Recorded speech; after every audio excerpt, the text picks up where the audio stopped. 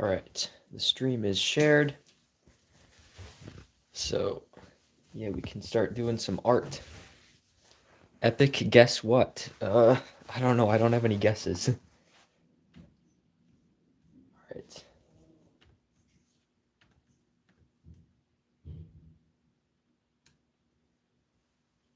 Haven't talked to you in forever. Yep. Hey guys. All right. Jeez, that's a lot of people so far. Yes, I'm gonna be fine lining some cards today. All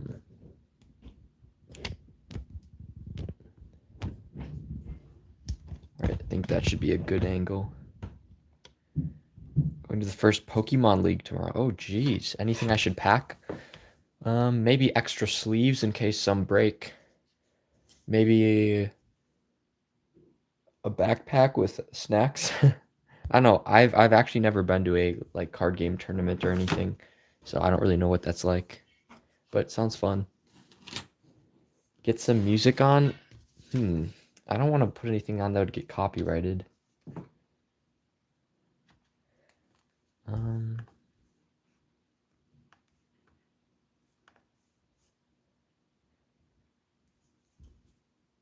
Did you pick which card to use from the poll? Yeah. So I picked this one and then I just redrew this one. So once those are fine lined, you guys will be able to see what they actually are. Do you have card effects in mind? Yeah, all the archetypes are already planned out, like with play testing. Here are all the playtest cards. I just need to make arts for them. So it's all balanced. I just need now. Oh crap! The cards just fell. Oh well, I'll get them later. I don't think. Okay, buddy. Yeah, I'll look up some like lo-fi music if you guys want.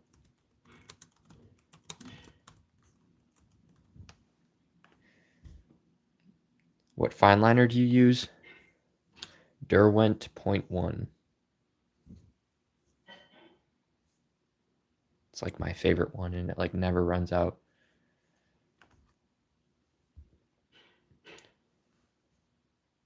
Got a 72 pencil, Prismacolor pencils and pencil sharpener you recommended, and they work really well. Yeah, they're awesome.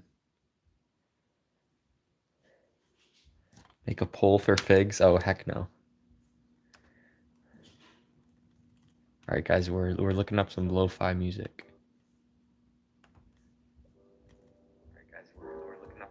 Oh crap! Don't want the volume on my own stream. All right. We're listening to Super Lo-Fi World. So, yeah, if you guys like that music, let me know. If not, I can change it. I don't even know if you guys can hear it.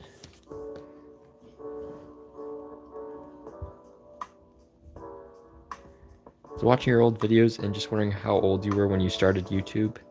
Well, I had channels before that, which my voice sounded very squeaky, more squeaky, but I started my channel, like my TCG channel, in like 2020 sometime. So, yeah. All right. Also, guys, I was eating cookies today, and I was looking at the cookie tin, and I realized it's like perfect for holding all my card art. So this is all the not used art. This is all the art that's going to be used and colored in. So that's kind of cool.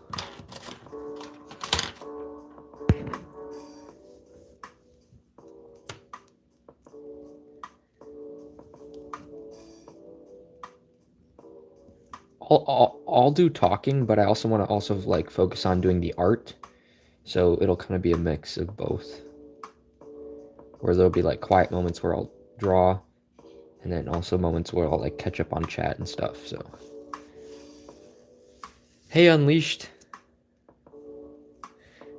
Hi guys, this is Epic Wars TCG. Yeah, I think I kind of sounded like that.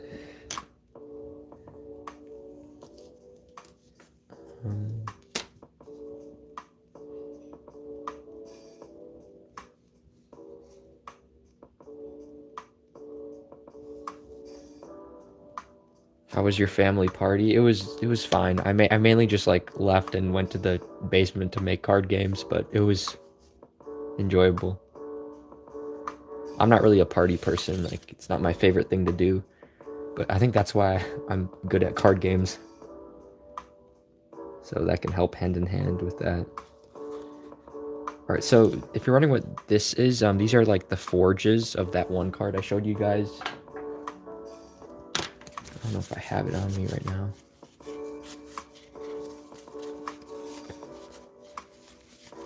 Yeah, so this is the forge of this archetype. Like, that's kind of like the mechanic. It like creates tokens, and like this is the forge and the lore that creates stuff. So I'm kind of putting some forge stuff in this art too. This used to be Springbox mech, but I'm not doing mechs anymore. I decided that robots are kind of basic, so I'm making this type stuff. How are you and what are we doing? We're doing card arts for the archetypes. Do you actually have actual card cases? Like, what do you mean card cases?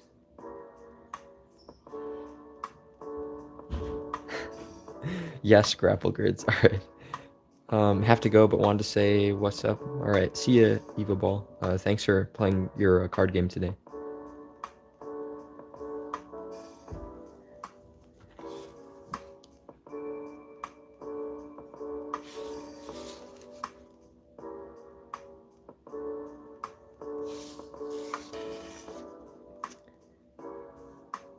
Do you make the art and then make... No, I do the ability usually first, like the playtest card. Only for archetypes. For like actual set, I usually do the art first. But starter decks, I kind of need to do the testing first. I don't want to make an art and it just not match the ability. For a set, there's like so many different abilities I could do, it doesn't really matter. So that's kind of my thought process. Do you think making professional card games is a good idea to make profit as an artist? Well, you can't just do the art if you're making a game. I mean, I'm sure some people would hire you to make just art, but I'm not like in that case. I'm just making art for my game. But if it's like reasonable, geez, I mean, I'm obviously doing it, so I have some belief in it. But if you're really good at art and not good at game balancing, then, you know, you kind of need to be good at both if you're making a card game by yourself. Just made my first video yesterday. Nice.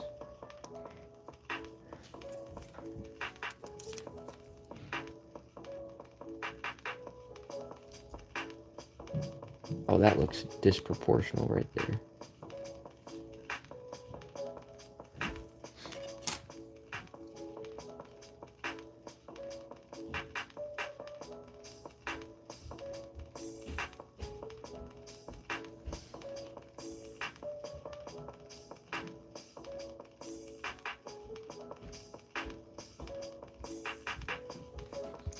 Epics, I figured out my next video. Video at last, instead of a game review, I want to make a video essay on the game. Like, what do you mean? Like just like talking about it, or put out a video? Yeah, I saw that video. I watched like half of it. I thought the introduction was pretty funny. I think the best way to make a TCG is to have two people, one cover the art and do the balancing abilities, and one do the balancing and abilities. Yeah. I think some people are usually good at one or the other. It's not like they're great at both all the time. But then you have people like Cast Galaxy who are pretty good at making games and making art. So sometimes you get like those people.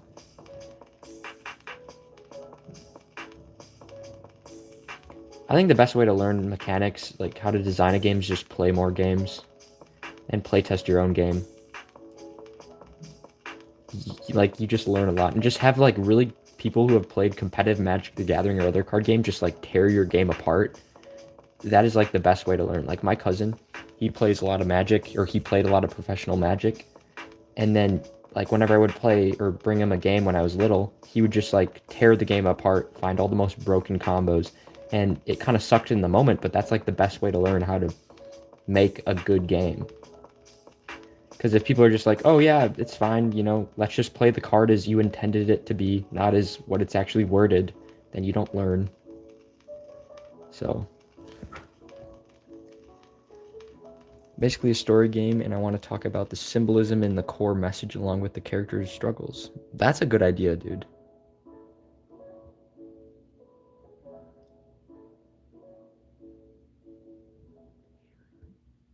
Next year I'll definitely be showing more of my TCG since I was about to figure out how to fix an issue. Nice. Agreed. I would say it's lean more into mechanics than art. Well, I mean, if you have great art but a terrible card game, then, you know, you can have somewhat not so good art and have a really fun card game. Like, I actually would agree with that sometimes mechanics is a little bit more important than art in the beginning stages. And if your game's like super fun and you created like the most fun card game ever, then you'll be able to find people to do art for the game. But if the game sucks and you have the most amazing art, then I just feel like it's good for collecting, but you know, you're not gonna have fun with it.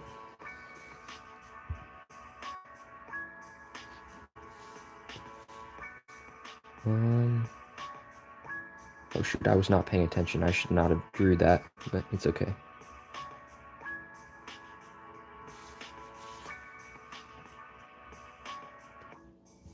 I'll just improvise.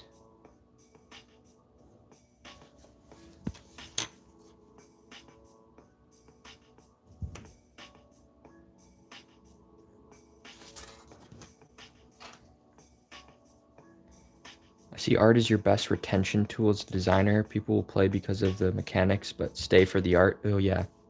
Yeah, that's good. I want to get good at art first. Yeah, I mean, it's totally up to you.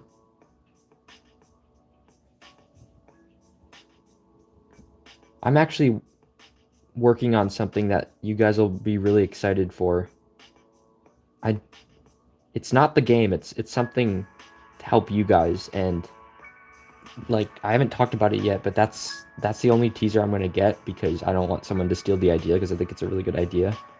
But let's just say something is coming that I think you guys are really going to like, and it's going to be more applied to you, not really a game. It's going to be something that you guys can use for, you know, so get excited for that. Even though you don't really know what it even though you don't know what it is, but exciting things are coming, so.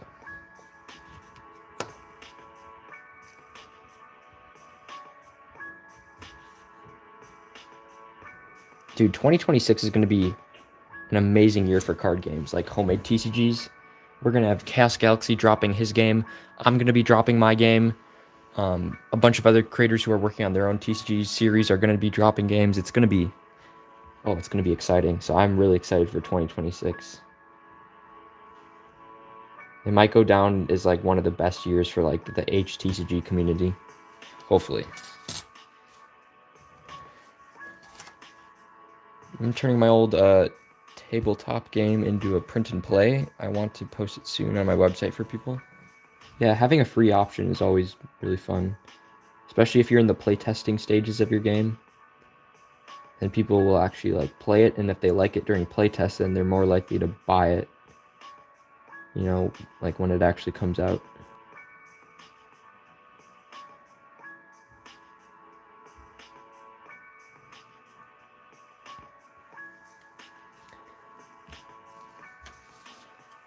Unleashed is also working on something mysterious, I guess.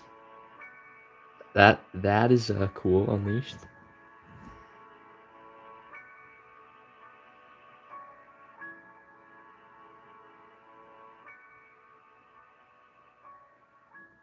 It's kind of fun when creators are working on secret projects. I don't know, it just kind of always gives you something exciting to look forward to. HTCG Renaissance? Heck yeah, dude. I think that video is definitely going to come true in 2026.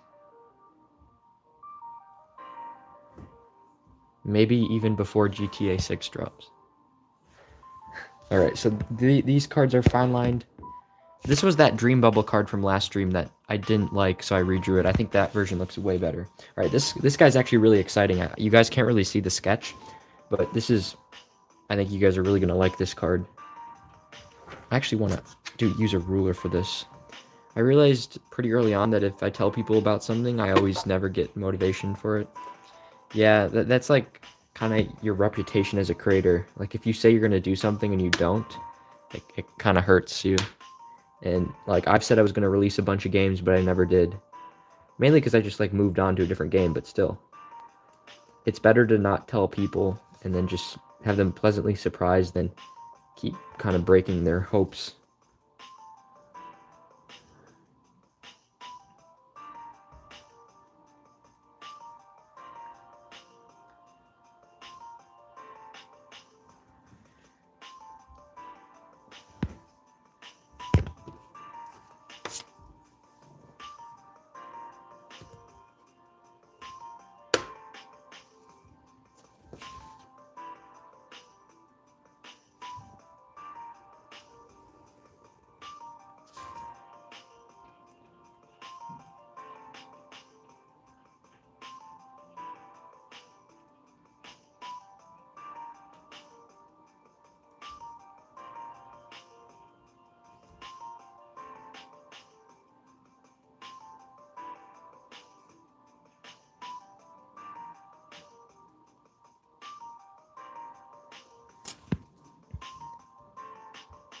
Epic, you should grow a massive beard and live in the woods and become like a TCG wizard.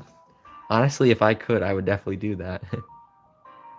Fire music? Oh, yeah, thank you. I would play your music, Unleashed, but I think I'd get copyrighted. Hey, Ignaris, welcome to the stream. Is this your music? No, this is just like some uncopyrighted stuff I found. So, the stream doesn't get like, I don't know.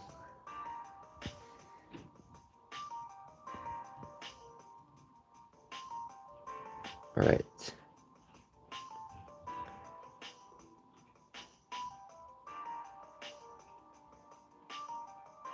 I honestly think this archetype I'm working on right now is some of the best art for the game so far. Even a little bit better than the Hollow Hive archetype, the one I just got done with.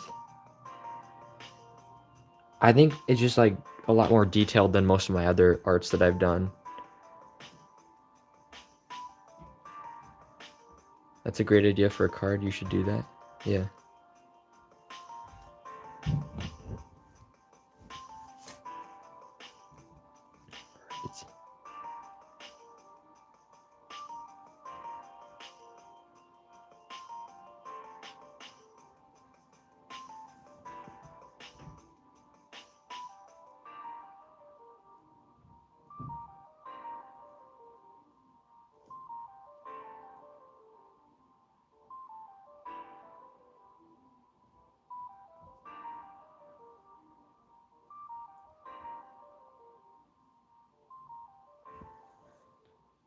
I was gonna ask this before I forgot. What measurements are the box you draw?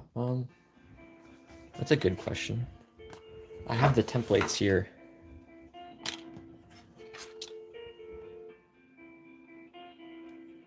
Here, let's do centimeters. 8.5 centimeters. Oh, by 8.5 centimeters. It's like a perfect square. And then that's about 7 centimeters by 6.5 centimeters. So yeah, they're the measurements if you guys want to use those.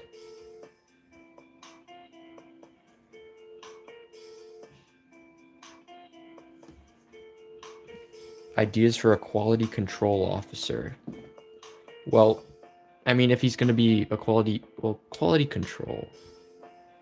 A facility that captures monsters. Well, he would obviously want some sort of control room in the background, like maybe some screens, or he always has access to like screens to watch the monsters or something on. So maybe add like some sort of like overview of the facility that he can look at, and maybe some sort of like when you draw his lab coat or whatever like uniform you give him, try to give him like some sort of badge or some sort of high-ranking thing that shows that that's kind of like his position. Those are some ideas you could do.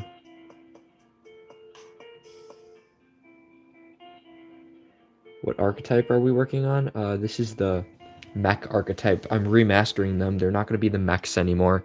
They're going to be some sort of other archetype. Still kind of mechanically looking, but they actually tie into the lore. Whereas the old archetype I drew for this game did not tie into the lore, and I just think it looked a little basic. So these guys are a lot more detailed and actually have a story like to the game.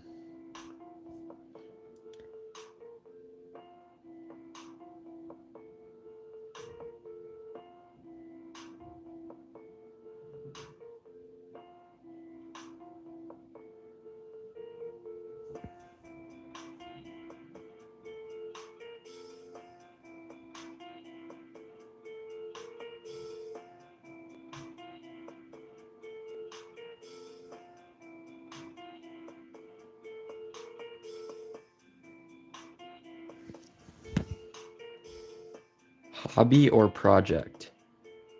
Are you asking me? This is not a hobby. This is definitely a project. Don't forget to write your name on it, or at least initial the date and the time you start your TCG or any project.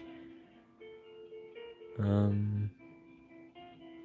I mean, I filmed a series of me making the game, so I think that's like a good date for it.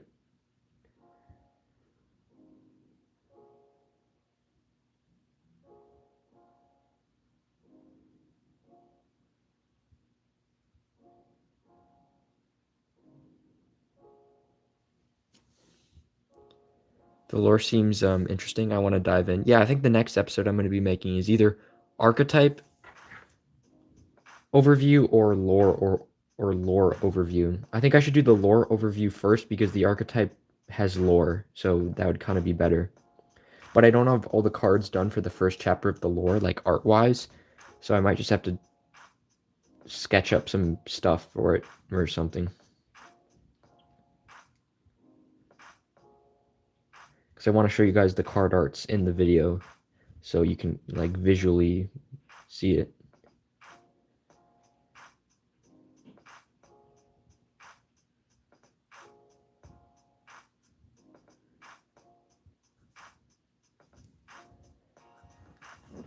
Alright, so this guy's the samurai dude, kind of.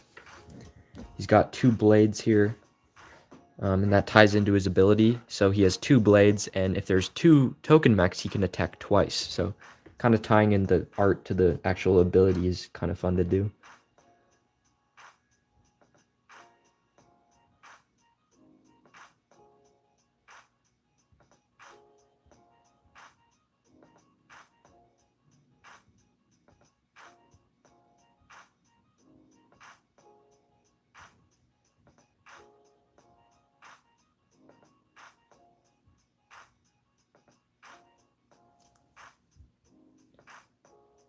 I haven't really even started a TCG, and I just watch y'all, so I get ideas. I'm kind of procrastinating. Yeah, it's easy to procrastinate on a TCG, but I mean, starting now is like the best time to start because you might think that you're gonna figure out more stuff, and then there will be a better time to start. But honestly, it's just good to just get out a notebook and just start writing down ideas just to kind of clear your head, and then build from there.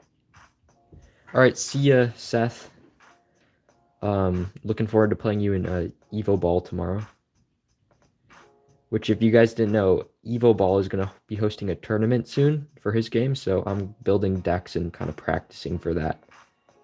I did a few matches with him today. And I also made some custom cards because I didn't have some of the cards that I needed for the deck, so I just, instead of doing proxies, I just kind of drew my own versions. And he said that was fine, so. Will the Evo Ball tournament be live? I don't think so, but I might just record my battles just to kind of document it in like TCG history, just so that's not all lost. Because I like the game's really fun and I think it should be documented. It's simple and there's like a meta so far. Although there's like three main archetypes in the game and they're all actually really balanced. Like for being a young creator, he's actually really good at balancing games, which not all young creators are, so That was probably like my biggest surprise with Evo Ball. I might have to make a follow-up video on it.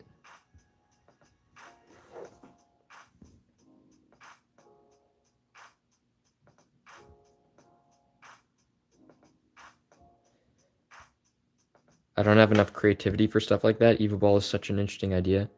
I mean, like the actual card ideas in Evo Ball aren't like anything revolutionary. Like I'm sure that you could think of something.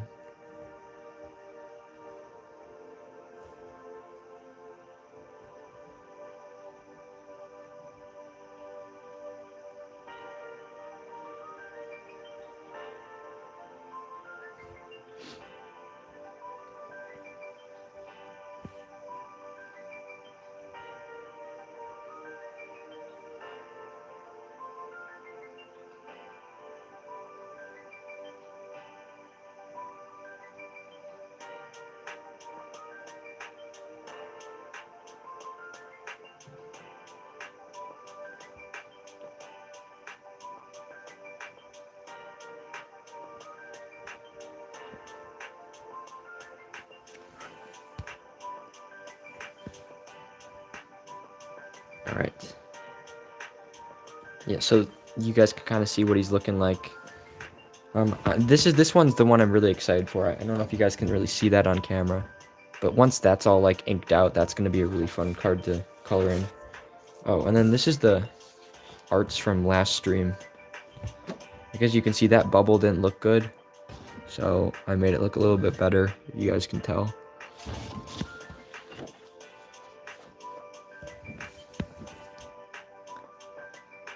These are looking sick. Thanks, dude.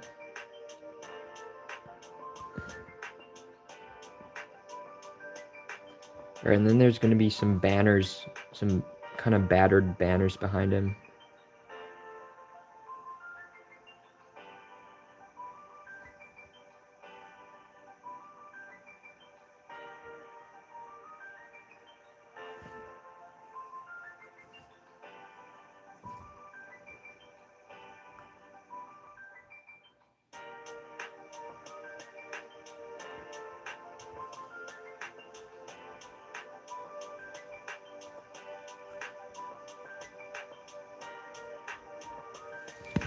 Alright, so that card's pretty much done.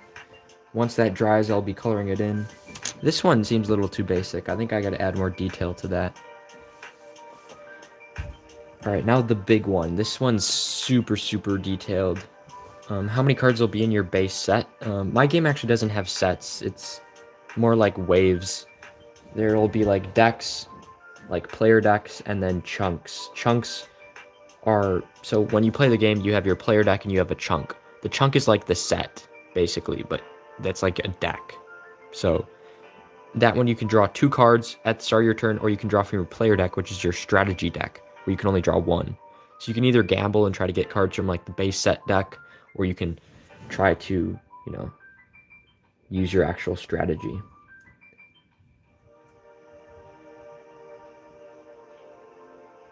I have like my recent video is a battle video if you want to see how the game works. That hasn't been doing too well view-wise, but I mean, it's just like a little battle video. It's not like a whole episode of a series, so I think that kind of makes sense.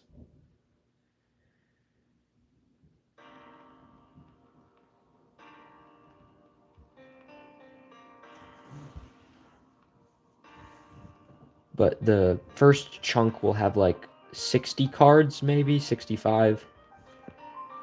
And then there will be 3 decks for you to choose from. There will be the Hollow Hive, which is like a counter deck with counters. There'll be this deck, whatever I'm gonna name it, with token spam, and then there will be another one which is a mechanic that I've never seen in any other card game. So it's like lane changing. So you'll see how that'll work.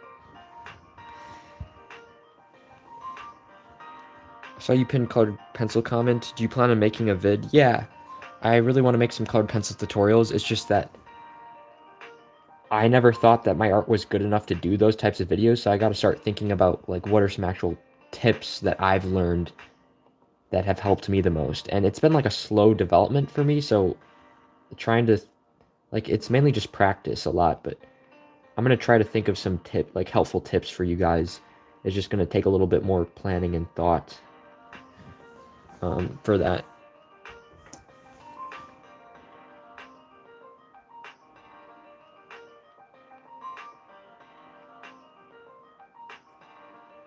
All right, this eye is gonna be all like messed up because it's like he lost it in a battle or something. So that's gonna be kind of cool.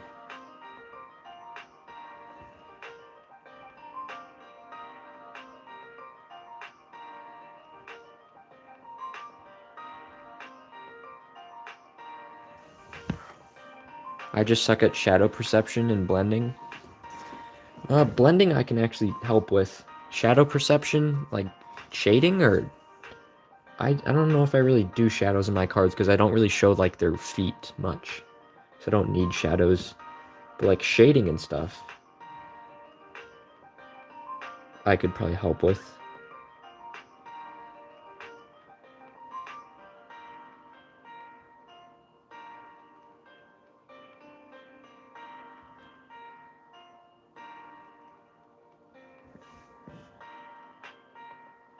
Alright, this is actually kind of looking cool.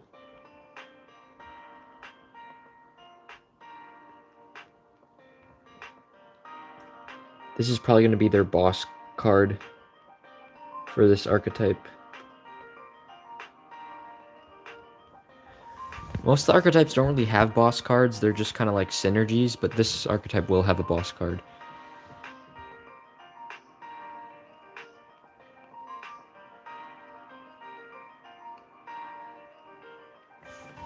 I want to make videos on my card game, I get unmotivated. Well, I mean, I don't want to make videos sometimes, but you know, so like sometimes you just got to find a topic that's new and exciting, and then that'll kind of motivate you. So maybe like try to think of some exciting things that, like, if you were watching someone's card game channel, what are some videos that you would really like to see from them? So like sometimes that's all you need.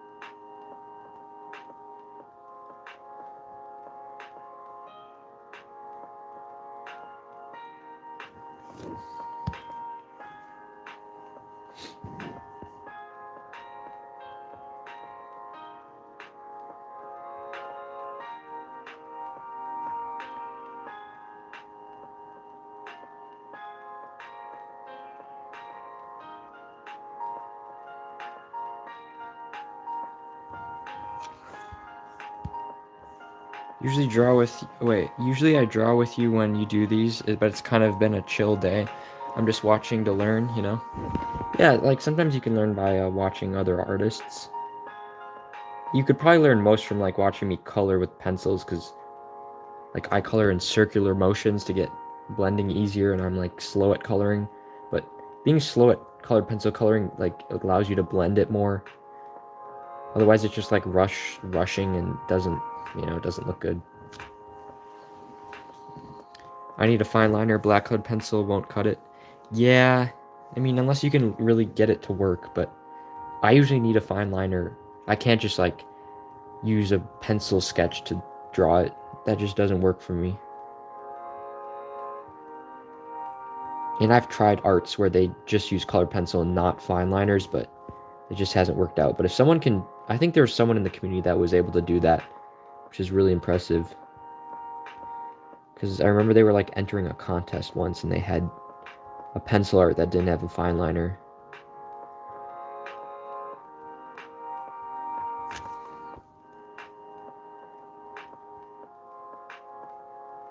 You're coding right now, like for your game or what?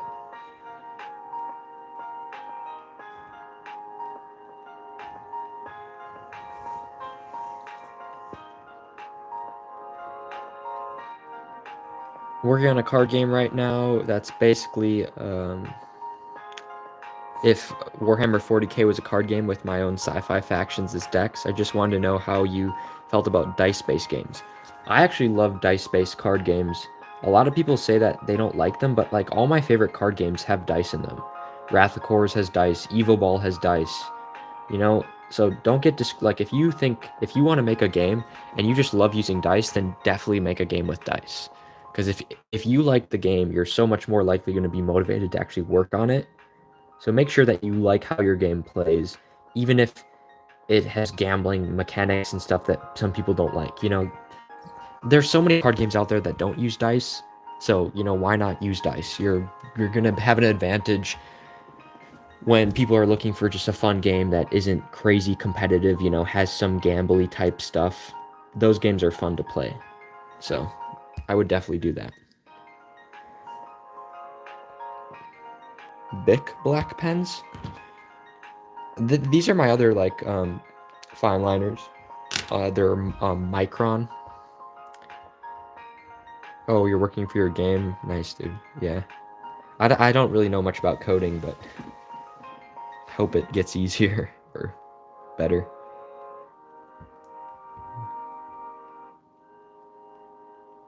I like to watch other people to draw. Yeah, sometimes them working on something like this can inspire you to do something kind of different. How do you think these designs, they usually get design block? Like that top right guy looks sick. Yeah, these guys were actually redrawn like 4 times. Like this dude had a different version. This dude I redrew like 3 times. So usually you kind of build it on the page. Like you'll start off with a basic sketch, erase it, get that foundational idea and build it again, erase it, do it again until you finally have like a position. Like this mech guy, like the original design was just him standing still. Then I made him more action posed. So start off with just like a basic idea and then erase it and redraw it. You can usually just do that in a sketchbook. Sketchbooks are really good for building your ideas, and then once you have that good idea, then you can transfer it onto a card. As far as design block goes, I don't know. Usually I can just think of a card because I'm like interested in a lot of different things. Like whether I'm reading a book, I'll look at some of my favorite books, think of some of the stuff I've seen in them, and that usually gives me card ideas. Or um, a, one of the best ways to get card ideas is to just write a story for your game and then turn all the story elements or the story chapters into cards. That's a really fun thing to do. Also, don't be closed off to like strange card ideas. Like sometimes I just think of something super random and I make that a card idea, and those card ideas become my favorite card ideas because they're just different, they're awesome, they're cool. So don't just make the basic cards like sword or fireball. Those are in every card game. Try to really accept those ideas that aren't just basic, because that kind of makes your style, that makes your game stand out. It has a story that's different. Um, so yeah. Thank you. I might make a video soon as my first to show it off gameplay wise. Yeah, definitely. Art is heavy work in progress. Yeah, same. Art probably takes the longest out of anything. But maybe show off my fantasy game and old scrapped games too. Yeah, I think people always love seeing scrapped games because, they give them ideas. Looking through fantasy concept art books. Oh yeah, like artist books, like artist volume books are super inspiring. Here, let me turn the music down. Sometimes, like literally just looking through a how to draw people book, I get ideas just by looking at some of the poses. So that's fun too.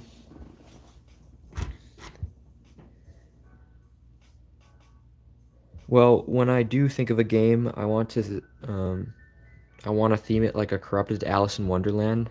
Yeah, definitely. That's kind of what people have said my game looks like an Alice in Wonderland type game. I was wondering if you'd give me some feedback on a mechanic for my game. The mechanic is you have a card in the middle, your health, and 4 creature cards around it. When one dies, you rotate. That's like, how would that work? Is there like lanes where cards can only attack cards in specific lanes, or You can attack any card in the 4 places, because... Okay. Dan, I love you. Sleep well. Alright, good night. Thanks for John. But yeah, I don't know how I think about that. I've never seen anything like that, so that's definitely a unique idea that you should, like, play test. Scrap games can be combined into other future game ideas, so don't throw them away. Yeah, like, I love just saving, kind of compiling all my scrapped games, because, whenever I need an idea, I've taken ideas, whether it's card ideas, from, like, Dream Descent, which is a old game I worked on with some people. Epic Underworlds, I've taken all my, like, fan favorite cards from that game and made them into cards. It's kind of fun to, like, carry on those ideas, because it's kind of like building that legacy. Um, like, for example, my card Spike Serpent. Such an old character I made, but he's been in, like, every one of my card games, and he's progressed. He's had story. Zongbat. Someone really pointed out they really liked that card on one of my old videos. I had completely forgot about that character, but that card has now survived because that one person just said, you should add this card back into, like, add it to one of your games. So, yeah, definitely keep your old games. Are you home from college? Yeah, I actually am. I have, like, what, 20 more days left until I have to go back? So, a lot of time for making TCGs. Sorry, it's very hard to explain over chat. Yeah, definitely. I was going to do really dark fantasy, but it seemed kind of basic. I mean, why do dark fantasy when you can just make your own genre, I never really thought my game fit to, like, fantasy or anything. I just kind of thought it was its own thing because it was a story I was making. Zongbat, yeah, heck yeah. Alright, so we got this guy, which is going to be the boss card. This guy, which is going to be, like, the double attack card. This is inspired by my old card, Samurai Warrior or something. It was from Epic Underworlds, but he's going to be back. Same ability.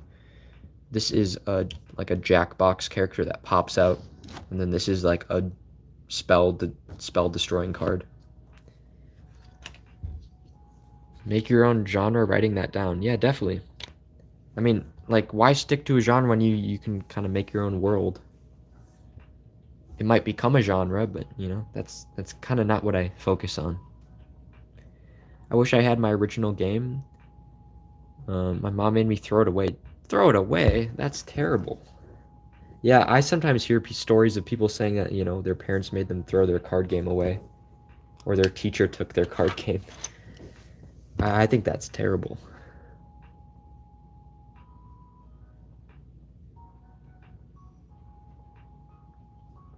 Because, like, a lot of my card games are my best memories, and if I had to throw them out, that'd be not so awesome.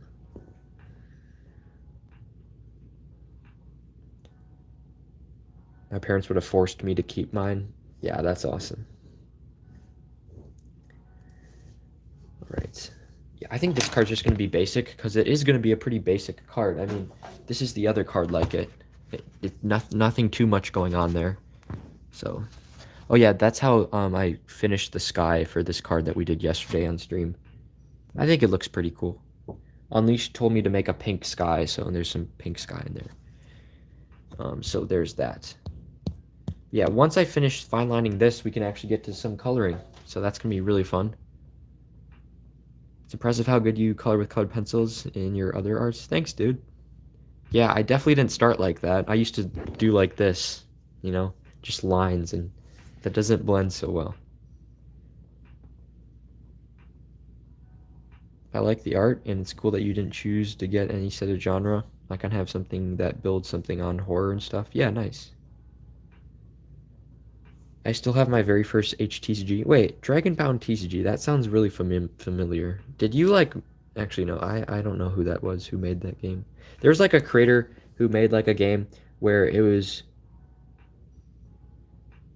like, you only could have one copy of every card, and it was, like, a huge deck. I don't remember who, but that's kind of what inspired me to do the chunk, where you can only have one copy of every card. I don't know why Dragonbound kind of made me think of that. Yeah. Are you keeping your user Epic Underworlds since you're known? Or, yeah, my new game is not going to be called Epic Underworlds. That's a great question. But I think it's kind of like my brand now that if I changed it, I mean, there's always the chance that I'll make more games in the future, and why change it to the current game I'm making when it can just be like the designer's name. Like Chaos Galaxy is still Chaos Galaxy even though he's making a new game. So I think I'll keep it as Epic Underworlds. But that is a good question.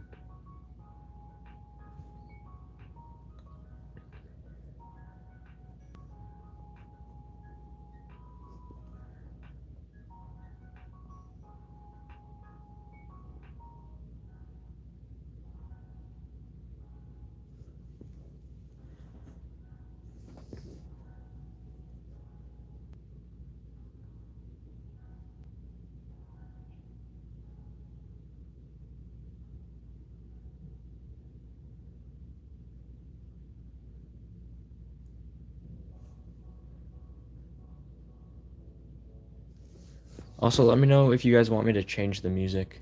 If like lo-fi isn't really your thing. I'm struggling to think of a name for my game. Do you have any tips for making a name?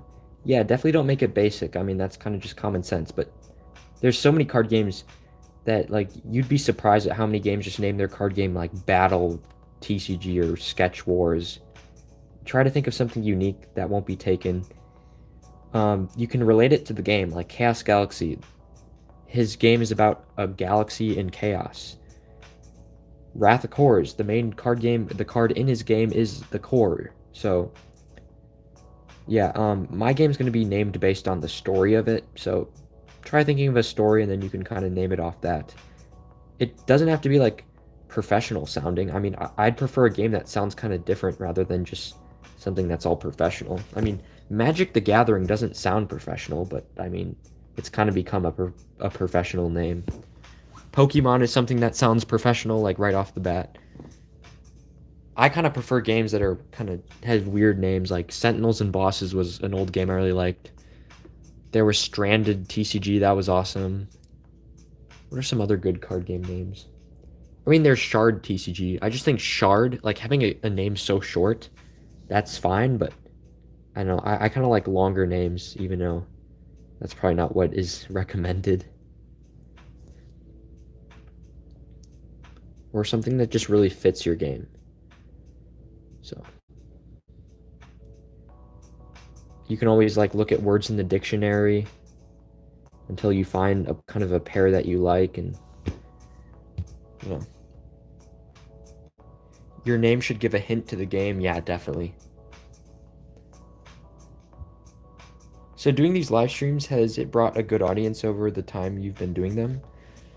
I'd say not so much. I mean, if you have a Discord community, then yes, you kind of automatically get a good following. But if you're just starting off just streaming, I recommend making videos that get a lot of views and then doing streaming, because then you have like an audience who's going to be coming back for the videos, so they're more likely to watch the streams.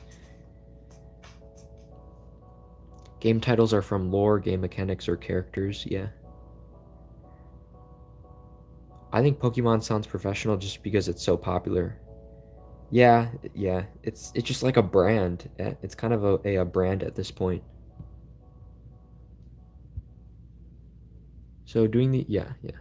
My current game is 20 years in the game development. Jeez. Has 11,000 index cards, 2,000 monsters, and did you make it a game, or is it still in the playtesting stage? Because 21 years is crazy. Play some Travis Scott. I mean, I would, but I think this stream would get taken down if I did. All right, yeah.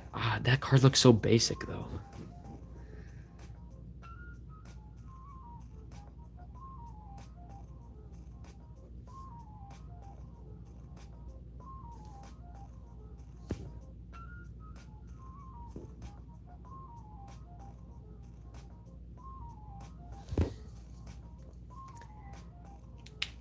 It was going to be Capsulemon originally. Oh, that's interesting.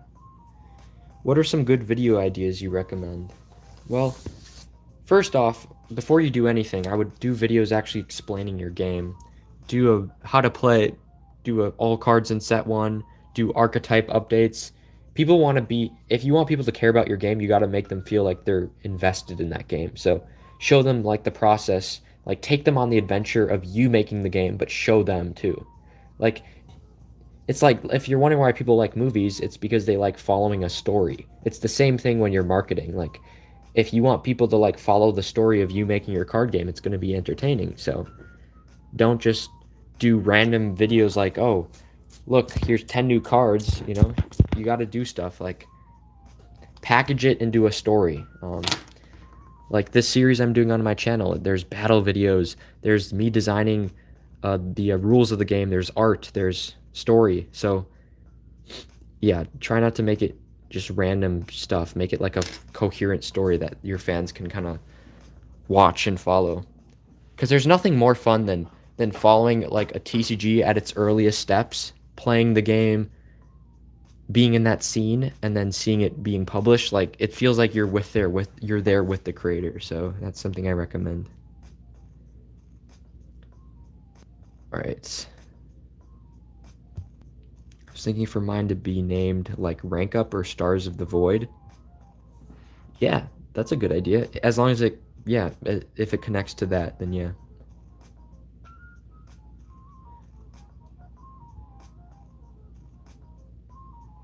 Tagline, there are no allies in space. Oh, that's awesome, dude. Kind of sounds like some sort of Fallout type of situation. As a new fan, I started watching after you watched the video. You should make a TCG or something like that. Yeah, I made a video called Why You Should Make a TCG.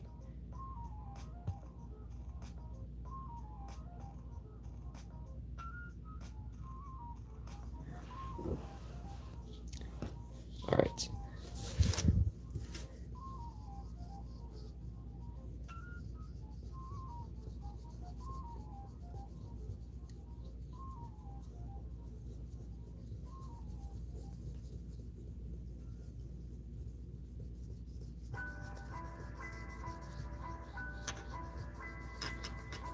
I'm really excited to color in this guy. I think he's gonna be probably the best looking one. I also want to bring out the card arts from the previous cards just so I get the color palette right.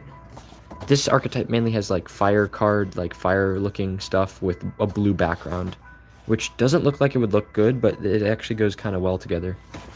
Kind of like this. So I'll have that up here so then I know what the palette is. Because if you're making an archetype and the colors don't match, then that's just not a good idea. I mean, unless like all the styles match, but like if you're doing a turtle archetype and the turtles are different colors, but they're all turtles, that's fine. But also make sure that the colors work too. All right, so these are pretty much ready. These two, I don't think I'll be able to get to this stream, sadly, but maybe next stream. I think I'll be able to finish this one, maybe start this one. I have to stretch my back, though, because I've been drawing all day. Ugh. All right. Also, I'm going to, like, move my chair. All right. All right, let's see what chat is saying.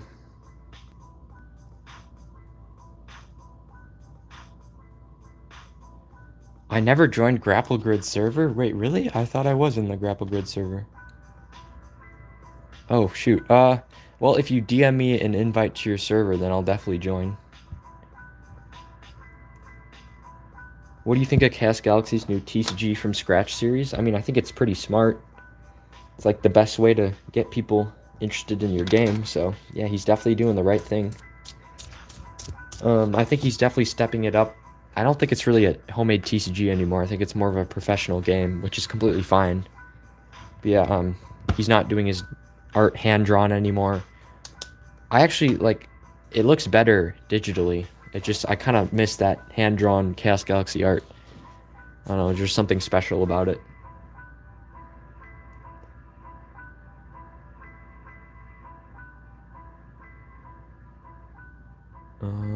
How do you get motivated to make TCGs? Coffee. I don't know. I think it's like a mix of things, honestly. coffee certainly helps, but it's definitely not the only thing. I'd say get invested in your game. Like, make a story for it that you actually enjoy, that makes you want to make the cards for it. Take your time. Don't rush out the game, otherwise you're going to be settling with a project that is like half-baked, not even a fraction of what you could make. So definitely, like, go deeply in the process. So for example, if I was working on a batch of cards, maybe try sketching out some of the cards before you actually draw them. Try planning out some story and like color palettes. And like here for this archetype, I had fun just brainstorming ideas. This is like my favorite part of making card games, just coming up with the ideas. And then the biggest thing for me that makes me want to make card games the most is playing them. There's nothing better than seeing someone play with something that you made. It's like, one thing, you get to make art, and making art is awesome, but like being able to play with your art, that's something you can't really do when you're like a traditional artist. But if you're a card game artist, you get to see people playing with those ideas, and it's like you get to see. It's like, okay, basically picture this: you have a book. The great thing about books is you can read the book, but imagine, like, books have stories, and card games can have stories too, and they can be played with. So card games have stories, card games have art, like they have all the best elements of like everything that I like literature, art, and then they have like my another thing I like, board games. They have mechanics. So it's like the best of both worlds. And yeah, cuz originally I was going to make comics, or like that was kind of a phase I had, but then I realized, I can't play with comics. I can't like interact with them with my friends really, but you can do that with a card game, and there are just a lot more things you can do. Card games are just a very open-ended medium. There's a lot to explore with them. What's your favorite lore bit from an indie TCG? I really like Chaos Galaxy's lore series he did. I haven't caught up on Rathakor's lore. I'm not too familiar with Skyscape lore, although I know a little bit about like Taharos' story, which is pretty cool.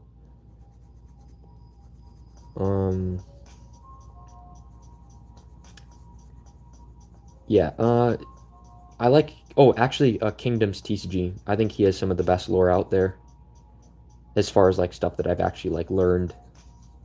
So probably Kingdom's TCG. What paper do you use? I use Bristol paper. Here, let me find the exact name so you guys can see. Most colored pencil artists don't use this. I use Bristol paper smooth, but I don't like the tooth of some paper, like all that graininess. I like when it's smooth.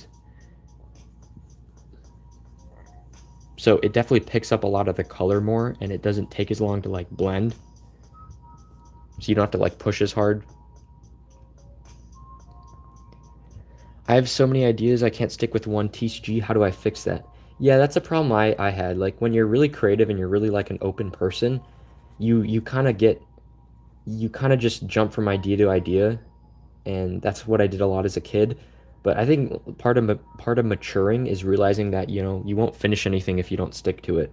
So really spend a lot of days brainstorming, picking the best idea that you possibly can think of, not just picking an idea that you just thought of, work on it. And then once you think that's an idea that you actually stick with, then stick with it and actually commit to finishing it.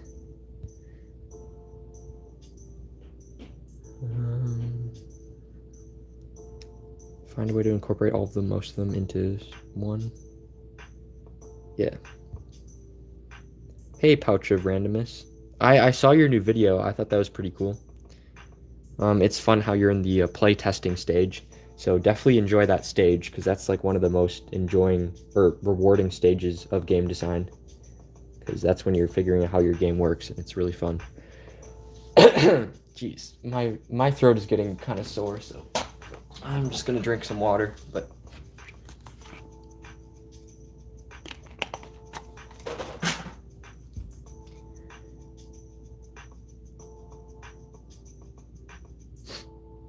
personally, I would say the best way to do art for card games is do the drawing on paper. take a picture of it and redraw it in a professional drawing software or something, yeah, I mean, you can definitely do that. I think my art might look a little bit better digitally, but I like doing it hand drawn, and that's something I want to keep with the game. Like, I wouldn't want to, even though digital might look better, more perfect, I kind of like how it looks hand drawn. I don't know, there's just like a charm about hand drawn art that I really enjoy, especially when it's in a card game. I don't know, they're like old Magic art, if you guys know that stuff, like the hand painted old art. It wasn't professional. Like it was just it was funny. It was awesome. It was just artists making art for a game and not really worrying about being perfect because it's like a game standard or anything. Like the artists were just making art. And I think that's why I like old Magic so much, because the artists just had a lot more freedom to make art that they liked, and the ideas weren't like perfectly made. They're just fresh, raw ideas. So I think kind of hand-drawn art captures that. What's good, Epic? Did you see the Yuji Adori art I made in the art channel? I might have seen it. I just didn't know it was called that, but yeah, probably. Yeah, definitely. If you draw every day, it kind of does become a habit. So that definitely. I mean, it's like going to the gym. If you work out like 6 days a week, then it's gonna become a habit, and you're kind of gonna be more likely to go. So yeah, there's definitely a discipline to making a card game if you actually want to make a pretty good one. Because like I usually pick card games that I know the creator is disciplined, because they're more likely to stick with the game. If the creator is just making the game whenever they kind of feel like it, like twice a week, then I usually don't play those games, because I know that they'll probably die off. So that's kind of a good way to find what creators to actually invest in, like card game wise, like all your time and stuff. So, and even though I create TCGs, it's always fun to play new games in the community, like Evo Ball, for example. This is a game I purchased, and it's just a kid making a game from his bedroom, and it might look simple, but it's actually one of the most fun card games I've played, and I made my own custom cards for it because I didn't have copies of specific cards. And it's just kind of returning to that fun part of what games are supposed to be, just having fun with them. Playing those little indie TCGs are so rewarding. I mean, I recommend to all of you guys that you don't always have to play Magic or Yu-Gi-Oh. You know, if you just want to return to why card games are so much fun, go look at all these amazing indie TCG creators out there and start playing. Just choose like one game, one simple game. Like Evo Ball, for example, I bought his starter set, and it cost me like the amount of like maybe one video game or something. And I've been able to play a ton of games with Evo Ball, really like have fun. I was so excited about the game that I made my own custom cards for it. I entered a contest. I won the contest for like art wise. There's a tournament coming up. It's like get into these little fun games, and you'll be more motivated to make your own card game. So even though, yes, if I didn't play these little card games, I'd have more time to work on my own game. Playing these card games makes me more motivated to actually make my game. It gives me fresh perspective and ideas, and kind of it's like a constant reminder on why we make these card games. So definitely go check out some like indie TCGs in the homemade card game server. Like if you join my Discord server, there should be a link in any of my newest videos to the Discord server.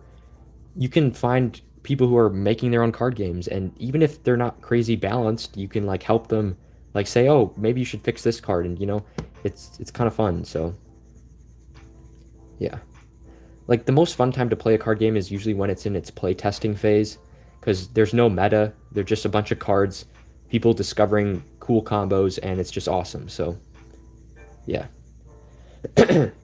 I might have to go get a glass of water because I am like losing my voice here.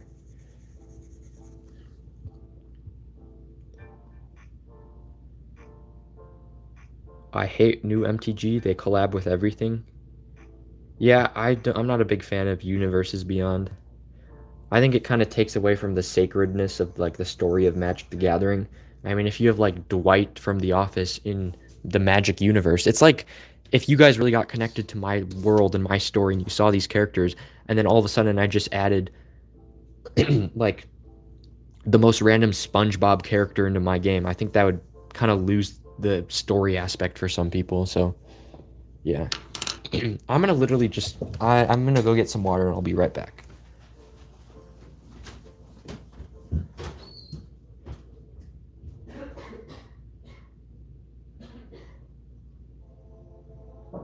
Yeah, I've been talking a lot on stream, so I need some water. I'm not just gonna talk.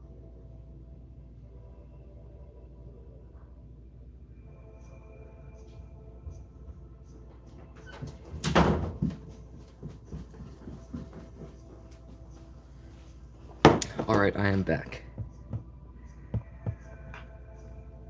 So much evil ball glaze. I know, dude. Like whenever I get into a new card game, I like glaze the crap out of it. Like I glazed Wrath of Kors so much. I've glazed Stranded TCG, Mobimon. I mean, it's definitely glazed that is well deserved because the game's actually fun. What are your thoughts on a game that has no effect cards, or it has no effectless cards? Currently, my 330 card set has effects on every card, and I don't really see the need to make cards that I don't have any effects. Well, usually the reason, like, Wizards of the Coast still adds simple cards that don't have effects or abilities is usually for new players, because yes, the game is complicated, but some people don't want to play the game for it to be complicated. Like, the game skeleton should be simple. So that way, the complexity can be from people who want to play. If people want to play complex, they choose complex cards with only abilities. If people want to play a simple game, they're just getting into the game, they want to use cards that are simple and easy to understand, sometimes that have no effects. So, it sounds like Skyscape, you're gearing your game more towards a more advanced audience who knows how to play card games well, that can adapt to having a deck with only ability cards. But I think that'll make it harder for newer players if you don't have any simpler cards. Because those kind of vanilla cards it's like an entry gate, especially if it's your first set and it's 330 cards. You definitely want to have some options, or at least make some decks. Actually, I think some of your starter decks have some no ability cards, but yeah. Keep it simple for new players, and then add complex cards for players who are like returning and want to play. Balancing is my worst fear. I don't know how to do it. Well, best way to balance is playtest. Playtest, and then you'll figure out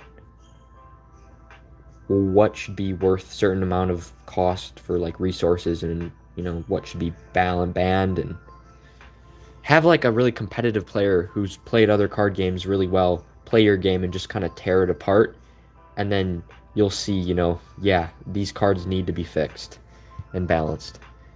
Hey, Epic, I was working on some cards earlier, and one of the cards I made is an EU Easter egg. It's a servant who's selling epic items. Oh, that's awesome, dude. I really love when people don't redraw my characters, but redraw little details and cameos of my characters. I think that's super fun. So yeah, that is awesome. MTG is turning into Fortnite.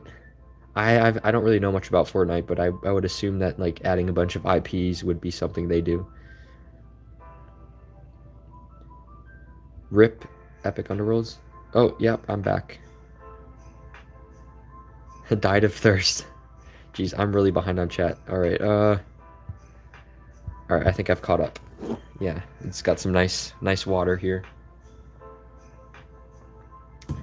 Make sure to drink water when you're making TCGs. That's the tip of the day.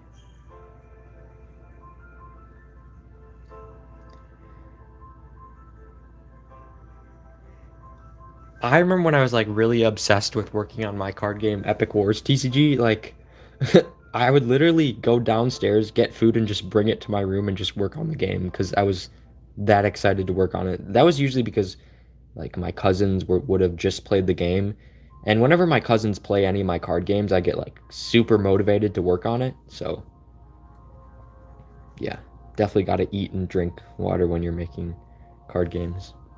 But those phases definitely like come and go. Like sometimes you're just you're so excited to make your game because, people are playing it. It's awesome. You got a community. But there's other times when you're just starting your game and nobody's playing the game where it can be super easy to just give up. But like if you push through that, it'll be really worth it because then you'll have people doing tournaments. Like it'll all pay off. So just got to put in the work for that. Water, no coffee. Well, let's see. What time is it? It's 9:10 where I am right now. So if I had coffee, I'd probably be up a little too late, but maybe. And I have plans tomorrow. I'm doing some stuff with some friends, so I'll still be able to make cards, but I won't be doing that all day. If only I could send images of what I was working on right now. I'm going to play test without art because it isn't important as gameplay. You can join the server and send like sneak peeks in the server. Like there's a channel called TCG Leaks where people kind of leak the progress of their game. Like do little like sneak peeks.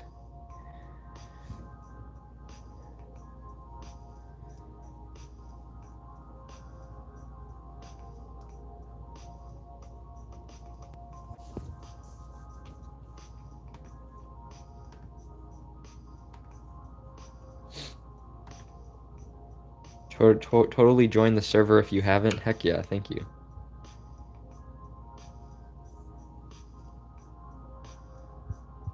That's cool, orange dude. Is that a mason jar? No, it's just a weird looking cup. It says, enjoy the little things. I think this is my sister's cup. Because I would not have a cup like that.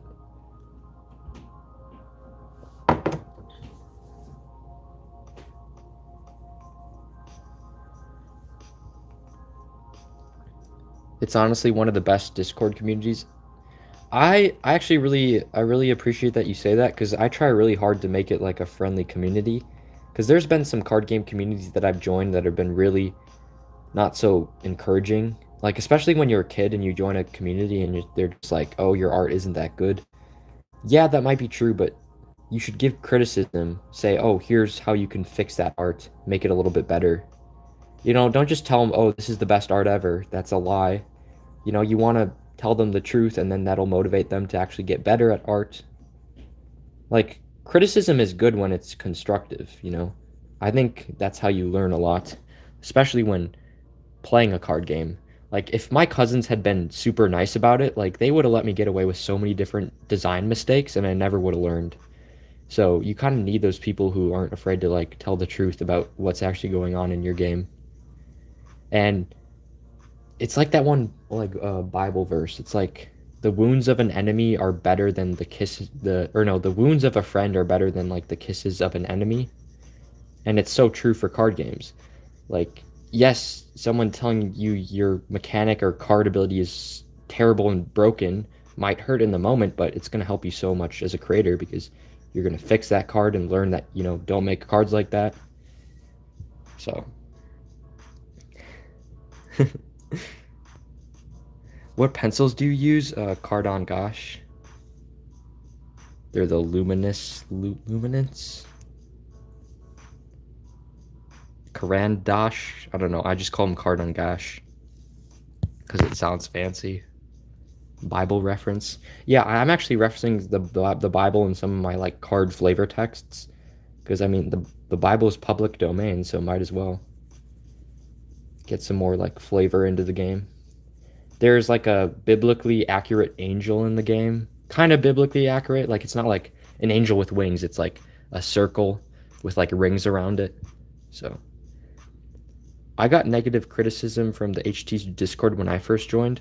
Like the homemade TCG Discord, because there's like a server called the HTCG Discord, which is for like all indie TCGs. And then there's I think my server is like the biggest one for homemade TCG creators, not really indie TCGs. But yeah, that's why we have a lot of like mods. Bible is the goat. Heck yeah, dude. Yeah, negativity, I mean, like if someone like I get comments all the time that are just negative, like they don't have anything to really say. which, you know, I usually just ignore. But if someone says something negative, but it's actually tells so much truth, then I'm actually usually pretty happy about those comments. Like, I'm very happy that you guys comment, oh, this is awesome and stuff like that. But like, if you're ever wondering, like, what are the best comments to comment for a card game creator, just like stuff that's actually like thoughtful.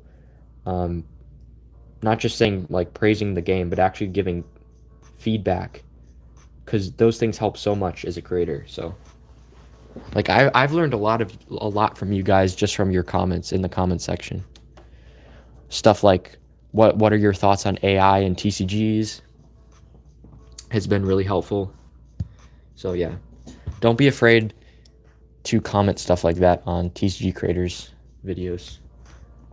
And also like hype them up too, you know. Say good job if they're actually doing a good job. But it's definitely okay to comment stuff that's constructive. Right, I don't like that shade of blue. I think actually this one will be, yeah, that's better. Is there a way to put images in chat? Because no, there's no way to do that. Sorry.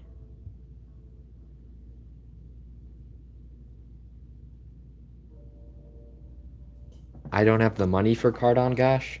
Yeah, it's definitely not a beginner entry thing. I just, like, if you get monetized on YouTube, then you can like save up for a good set. Like, the money I make off YouTube goes right back into the channel. Like, I'm saving up for some new camera equipment. I use the money to buy Filmora Wondershare, which is a kind of more professional editing software. So, you know, just start off with the basics. You don't need crazy Cardon Gosh or Prismacolor. Well, Prismacolor are not as expensive, but you don't need any crazy supplies just to start. You know, get the idea out, get the game out, and then once the game's doing well, then you can invest in some supplies. Because if you really care about your game, then you definitely want to make sure that you're using good supplies to make it. You're not going to be wanting using Crayola or stuff like that. Filmora is great. Yeah, it's pretty awesome. Yeah.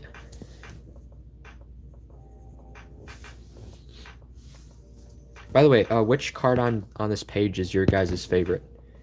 Option 1, 2, 3, 4, or 5? I think 4 is probably my favorite, although this one I really like too. Tried out Ahuhu markers, and they're a lot of fun. Yeah, Ahuhus are like a more affordable version of Copic markers. And I've used stuff kind of similar to that when I was making cards with markers. But I just don't like the control that markers give you. I think colored pencils, they don't bleed. They might not blend as well as markers, but they're I just like being able to like control where the pigments go on the paper.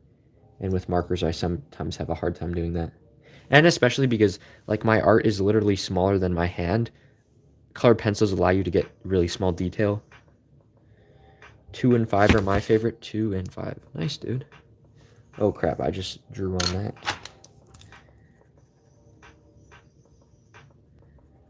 Oh, that is not coming off. I mean, you can barely tell, but it's like a little blue smudge. I think that'll be fine. I like them all, but probably 2 and 3. Yeah, those are good choices.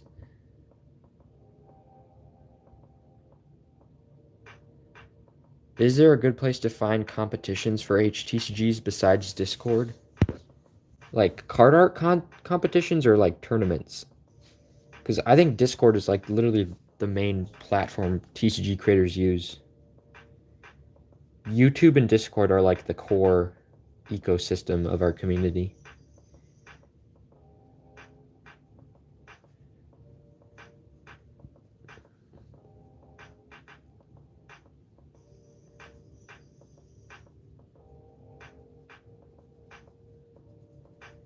Also, I think when the game releases, I might make another Discord server, but only for people who are like going to play the game. Just because the Epic Underworlds community Discord server is getting a little bit crowded. So I'm probably gonna move my game, like a game, into a separate server just for people who just want to play the game and not like, you know. So, because like in my old games, I've had a Discord server for each of my old games, and I still have them. There's just not anyone in them. They're just me and the databases. But I kind of like to keep those old servers.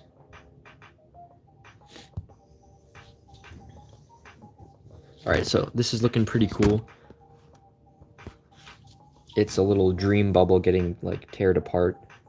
And this is going to tie into the ability because some sort of like dream card is going to be getting destroyed for like the actual ability of this card.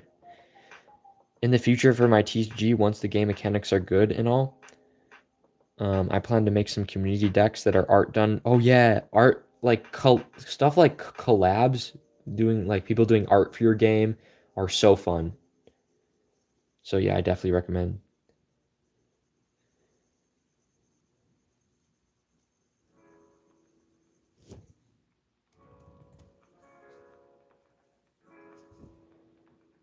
Could also be cool to make a deck from Discord and one from the YouTube community. Yeah. I think something that's becoming a lot more popular is people actually buying other people's card games and playing with them over Discord call. Like it's not just me and Evil Ball. Like Wrath of Kors is like people have the physical cards of a card game. They just don't want to use like Untap or something. They play by sharing their screens and actually playing the game like that. That's like a super fun way to do it. Because you're still playing with physical paper cards. You're just, you know, so.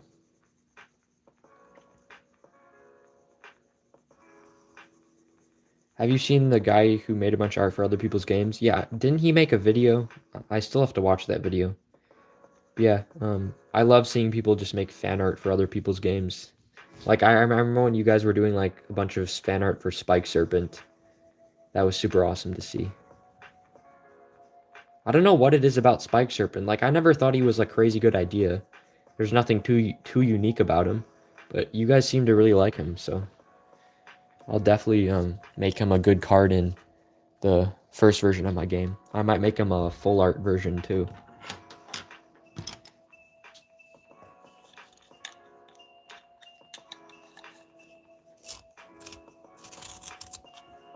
I'm gonna start doing a new card of the day in my channel in the server. Yeah, that's a fun thing to do to keep people interested in your game.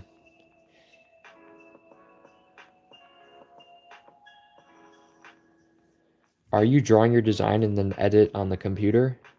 The only thing I edit from the hand-drawn card is maybe the contrast and lightness, just if the actual camera picture isn't amazing. But other than that, no, I don't change anything. Because if I made a mistake, I either remake it or just work around it.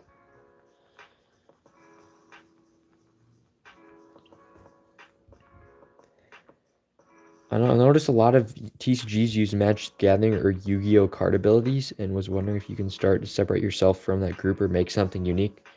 Well, I mean, Magic the Gathering has made so many cards.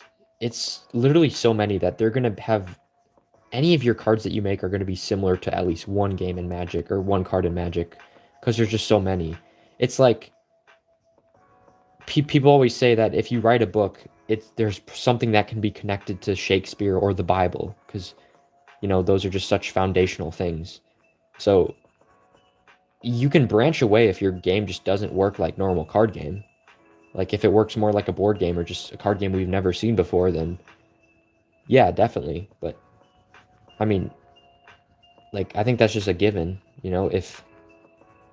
If you have a card that is unique, but it can probably be connected to at least one card in Magic the Gathering or Yu-Gi-Oh, because those are like the two games that have at least one foundational piece in every card game, whether it's the resource system or attack and defense. Most card games have attack and defense or life and hit points or something. So yeah, it's not like you're copying Magic. It's just that you think of an idea, they just happen to have a card that's already like that because they just made so many.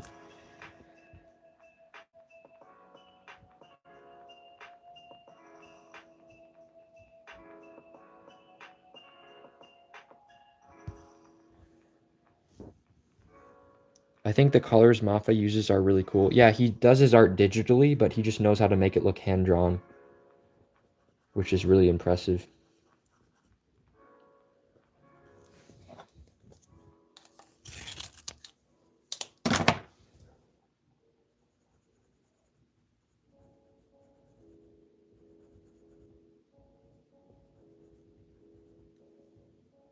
Digitally? No way. I know. I was looking at his art. I was like, dude, there's no way that's digital. He's like, yeah, it's digital. Which I don't know how some people make their digital art look so hand-drawn sometimes. It's just getting harder and harder to tell. And soon AI will be able to generate art that looks completely hand-drawn with like little mistakes and stuff like that.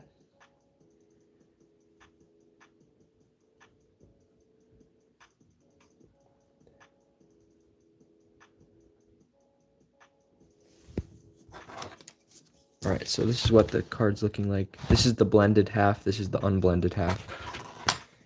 Epic, in your opinion, what is the most reasonable price to price buy a quantity HTCG, assuming you're buying like one deck of say 50 cards? Well, it depends on what those cards are. If it's the starter deck, which I always hate starter decks in card games, because like if there's a competitive scene, you know, you won't be able to use that deck. But having like foundation decks with actual good cards that you can always edit your deck later, those are good things. So I'd say, well, I mean, if you think about it, if you're playing a video game, you know, those are kind of expensive. It's not much different. I mean, you're playing a card game. It's like buying a new board game. You know, if you're gonna, you don't want to price it too cheap because then I think personally that if you buy something super cheap, you're not going to spend as much time on it because there's no like sunk cost fallacy. Sunk cost fallacy is when you put a lot of time or money into something, you kind of feel like you should be using that. It's like if I bought a sound system that's like $2,000, I'd be more likely to listen to it every day than if I bought a record player that was like, I don't know, $100. So you don't want to make it too cheap, but you also don't want to make it too expensive where it's inaccessible. So I'd say like anywhere from $15 to $25 for a deck is good, maybe even 30. And if it's a starter kit, then maybe $30 to $40, maybe 20, I don't know. It's just like see it as a board game, not as just cards, because yeah, that's basically what I think about that. Off the Game Crafter, yeah, the Game Crafter. Oh, they take such a big chunk out of your profits. It's not even funny, and they price everything so expensive because of inflation. Is that like I was learning this in econ. It's like when the supplies get more expensive, then it's inflation rather than the demand. It's either push pull or I don't know. But yeah, I think that's the Game Crafter having to raise the prices because of the prices of the materials are costing more. Hello, Evil Ball, you're back. I would say my decks are foundation decks. Oh yeah, definitely. Because like you actually give really good cards in your decks. Like yeah, there's some cards I'd probably would replace, but they're good starting decks that I can always edit later.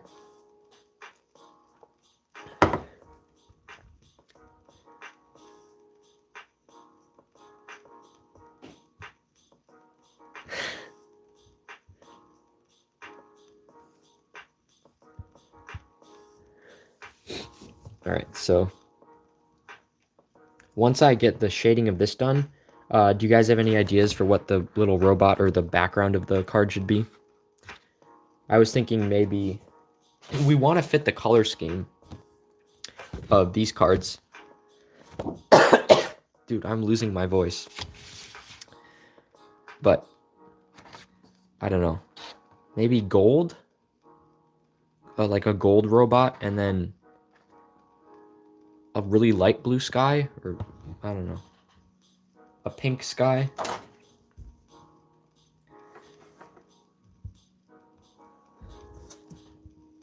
Is the tournament going to be streamed? Yeah. I'll probably stream my matches of the tournament when that happens. I think I still have tournament matches of old card games like Stranded TCG on my channel for like live streams. I'll probably try to sell my decks as accessibly as possible. I want people to be able to collect cards but not influence games. But, well, I mean, if it's like your first beta set and you're probably going to make changes to the cards, then yeah, definitely price it cheap because, like, if you think about it, if it's a beta set, there's bound to be cards that change text and stuff. So you don't want people to get mad that they have versions of cards they can't even use because they change text. So beta sets, like, you can even do what Wrath of Kors did and just buy a bunch of beta sets, ship them out to people for free, just so then they will actually like test the game. And then, like if the game's really fun to test, then you actually go ahead, make the changes, make the first product, and then those same people who tested the game now can buy the professional versions. And since they love the playtest so much, they're more likely to. So definitely make some sort of beta set or some sort of playtesting set, just like as a predecessor to the game. Like, that's why you see a lot of card games remaking their game. It's not really them remaking it. It's just like them realizing that, oh, their first game was just a beta set to their actual thing they wanted to do. Like, people who usually remake their games are just people who have played the game and just realized, oh, this is the playtesting phase, There's mistakes, and if you playtest your game, you won't have to remake it because you'll already have realized those things and changed them. That's why playtesting is so important.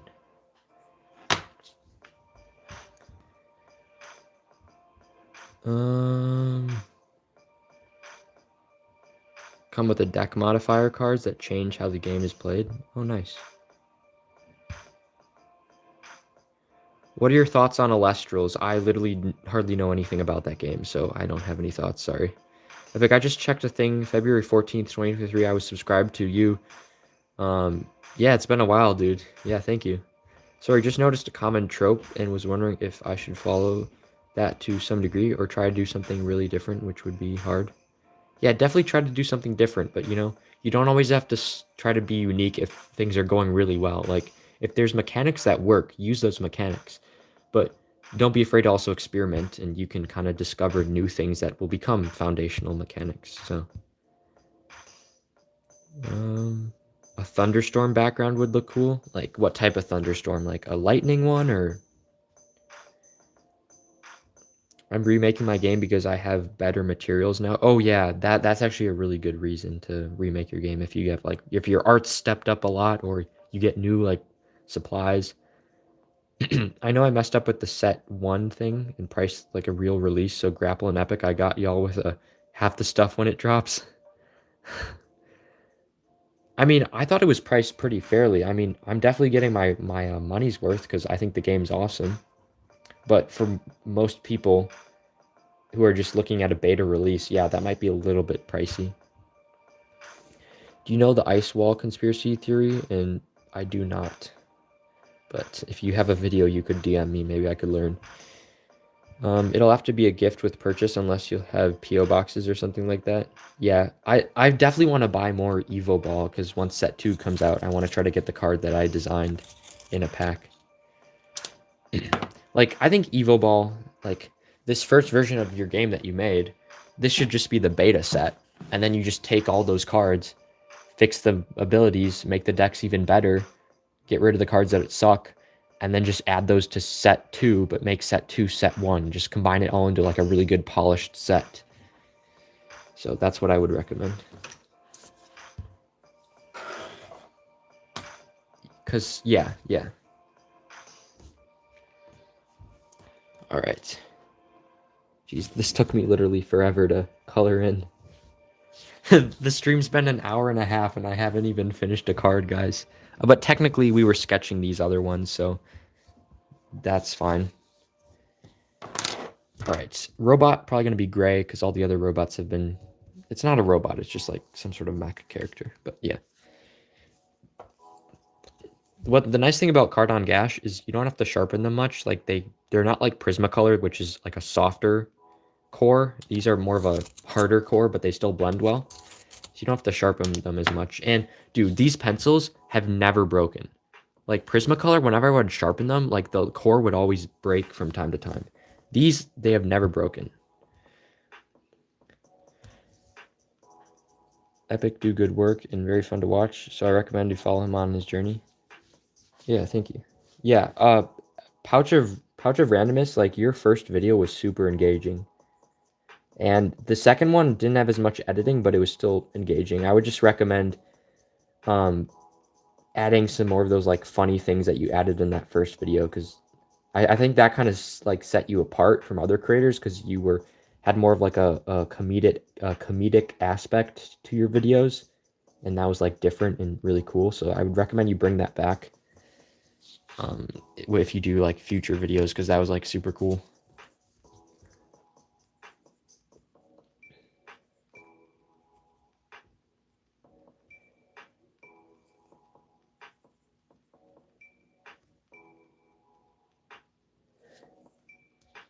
Yeah, no problem. All right, the robot is getting closer to being finished.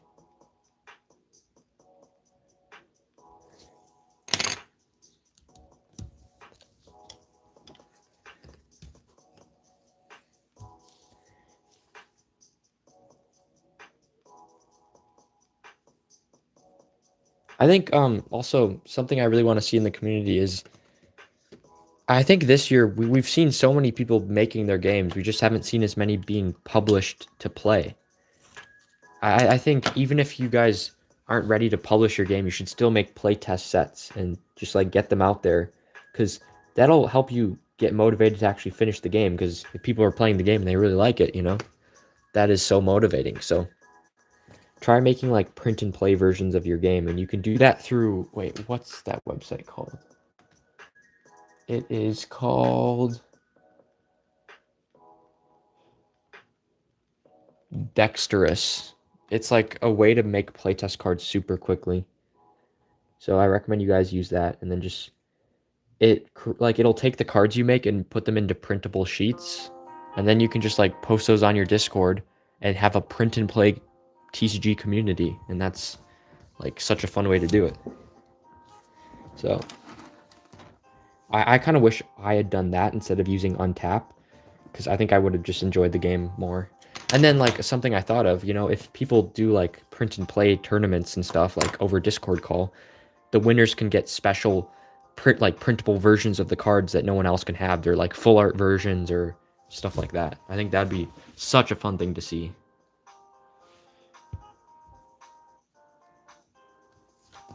Yeah, I think print and play is something that HTCG community has just been overlooking. I think it's like a way to make games so much more fun and also accessible. Like, even if you plan on making a professional game, still do print and play, because like that's the good way to play test.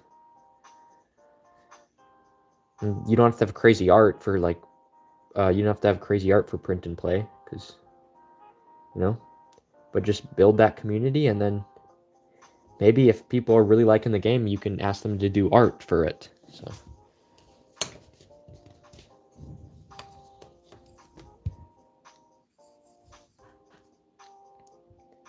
Dexterous is a website. I don't know if it's in the App Store. I might need more water soon. Yeah, that's why I liked your print and play idea. I added beta cards to be printable. Yeah, that's awesome, dude.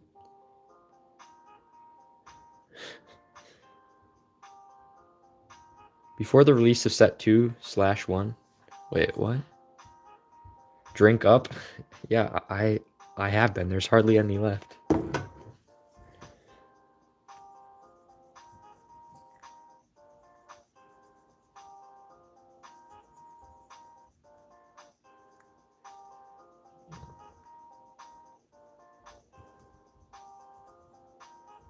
Also, I was thinking about, like, once I returned to college, I was thinking about doing a day in the life video, like just showing me going to class, doing like cards and stuff. I always love seeing videos like that of artists, but I haven't really seen it with a card game creator. So I kind of want to start that, and then maybe you guys can also make some. or studio tours, even though I don't really have a studio. I just have a desk, but maybe one day I'll have a TCG making studio. It's kind of fun to think about. Like, if you're ever like, if you ever make it off of your TCG one day, then you could create like a really awesome studio and setup, and you could have all like your original art pieces hanging on the wall. That'd be awesome. I've been inspired from this stream to work on my card game. Dude, that's awesome. Day in the life of a college card game creator. Heck yeah, dude. The stream sponsored by water. Drink it. Heck yeah.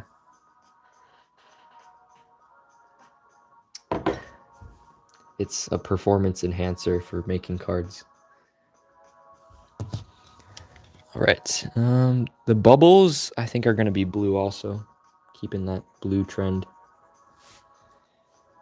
I'll get water right now. Nice. Yeah, I think if you guys are watching the stream and you're also making a card game, you know, it's kind of nice to kind of listen to a stream.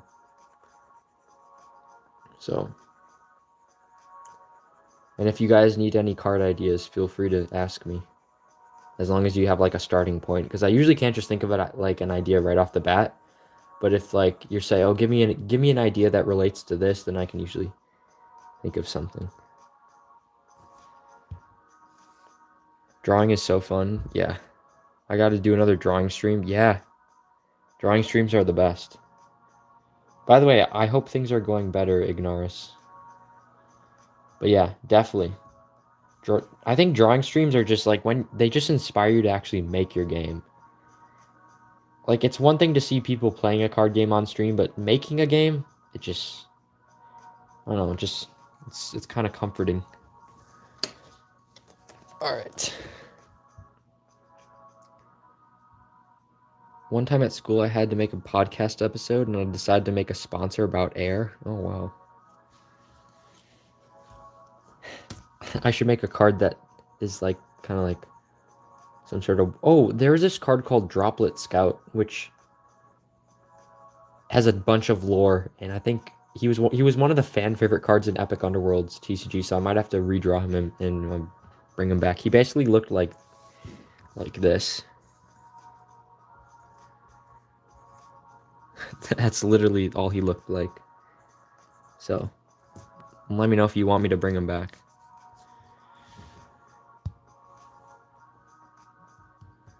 Thanks, dude. I'm doing good. Awesome. I'm currently crafting a spiky crossover card. Oh yeah, the Spike Serpent crossover. Dude, that's awesome. Yeah, I saw that Cranchon crossover. I thought that was... And Rainus? Like, Skyscape, I love your game. It's just like, I never really know what's going on because you do like a bunch of leaks. You're very mysterious about your game, which is fine. It's just, I think you should do some more videos like actually telling people, you know, updates, what's happening, the process of you making cards. I think that would help you a bit, but maybe grow your community. Because you got a lot of good stuff there. It's just like people don't know what it is because you haven't really shown a lot of it. Because like it's exciting stuff. Before the New Year's, I made the first wave complete collection of my game available on the Game Crafter so that people can get introduced in the cards and make their own decks. Can you send me a link to your Game Crafter page? Because I don't know if I've seen your game yet. I might have. I just might have forgot. Epic, by chance, one day do you think you can make a demonic bread card? One day by chance? Demonic bread, dude. I mean, if I feel the need to make one, if he fits the story, then yeah. But if he doesn't, then I don't know. I mean, like every set, you gotta have some cards that don't fit the story that are just fun to make. That are kind of fan favorite cards because they just kind of take the seriousness away just for a little bit and just kind of make you realize, you know, it's just a game. So, yeah, maybe. On it, new videos underway. Dude, awesome. Yeah, like, here, like, some video ideas for you, Skyscape. You could do, like, what is happening. Do a video talking about just an introduction to Skyscape. Just a video like, my card game Skyscape. what and like some things that you would do in it is like 5 minutes just going over the most important moments of the lore, some of the cool cards, like just do like a few showcases of cards. What are some main differences in the gameplay? Like you got to make people like understand what's happening. So do like a little overview of just every little detail of the game. And then I think that'll be super exciting and give people like an introduction to the world of Skyscape. I'm gonna finish my art from earlier. Nice, dude. Yeah, definitely DM me when you do finish that because I'd definitely like to see it. All right, now the sky for this card. I have this weird like peach color I haven't used yet. It might. Yeah, I think I'm gonna use it.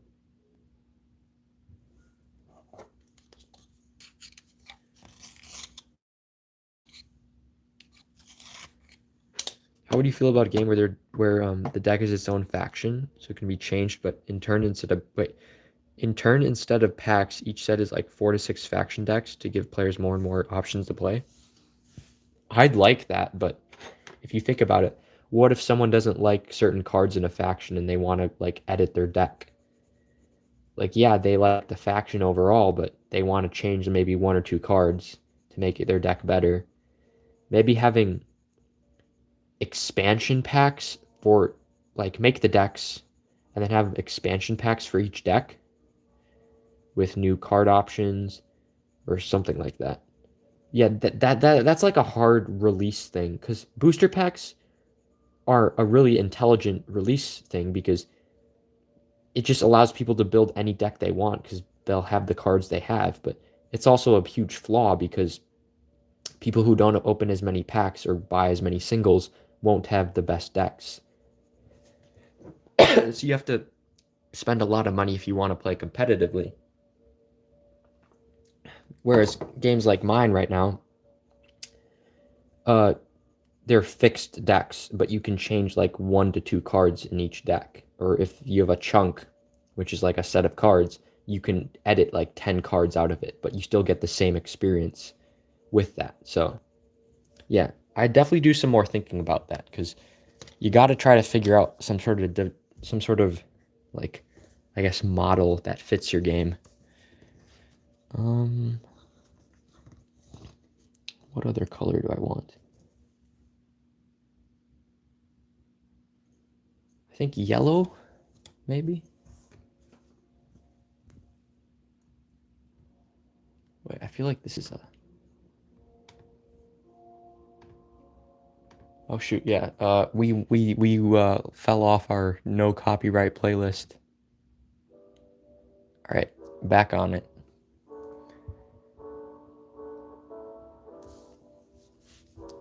Um, I'm almost at 100 subs. Do you think I should use my Bread Spelt Wrong channel for posting about the card game or make a new channel specifically for the card game?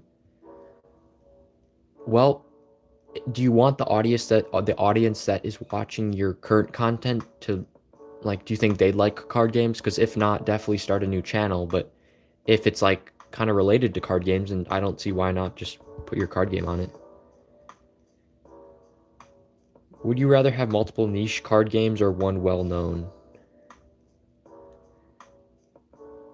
Um, can the well-known game be like different? Like, does it have to like that's a good question, but like what if your card game is super niche but it becomes really well known, you know?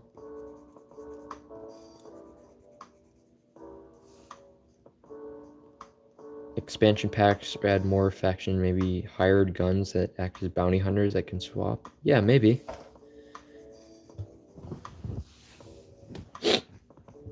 Or you can have a singles market that like you do. So you have all the decks, but people can buy singles off you directly.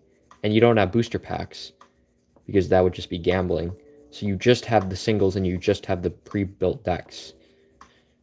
Like, I think that's probably what I'm going to do for part of my release. Like, allow you guys to buy alternate art singles and stuff like that to customize your decks.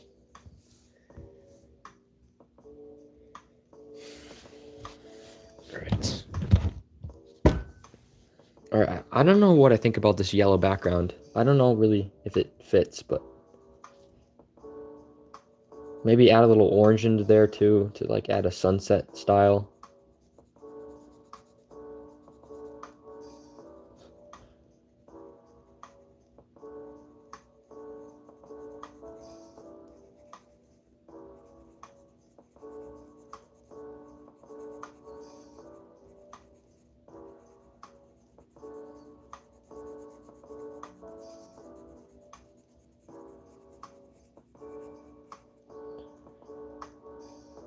Alright, then after this, I'm probably going to end the stream just because it's been like almost 2 hours. And I haven't really finished a single card yet, so I'd probably be a little bit more, a little bit more productive if I just focused for a little bit, but... What is the best material to produce cards at home? I'd ask Arathicors that. I think he made a video about that recently. I send you a link on Discord? Alright, cool. I prefer to use colored pencils. Yeah, I just like colored pencils a lot more. You can get really detailed, and unlike markers, you can like control the pigments more.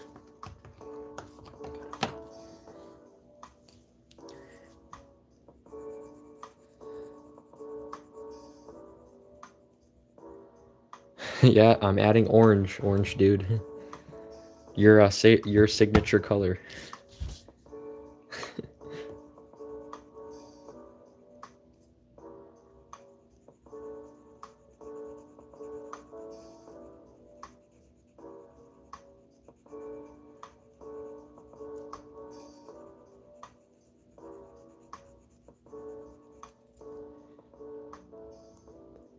I think I might be able to possibly stream tomorrow.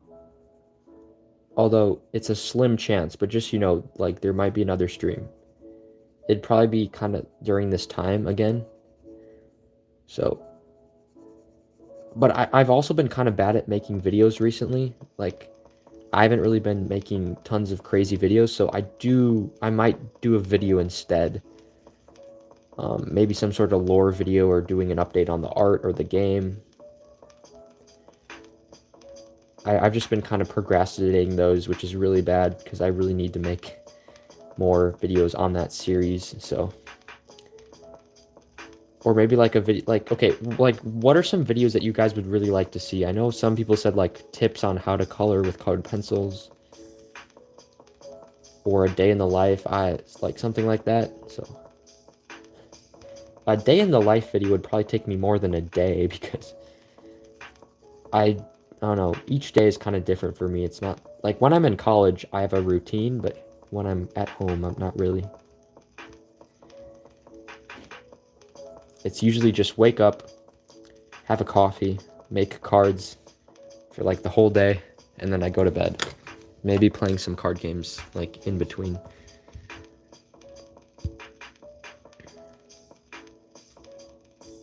Do you ever use gloves or something to avoid smudging? Colored pencils don't really, these pencils don't really smudge. Graphite though definitely does. And ink, when you first put it on like the paper, you need it to let it dry, otherwise it smudges.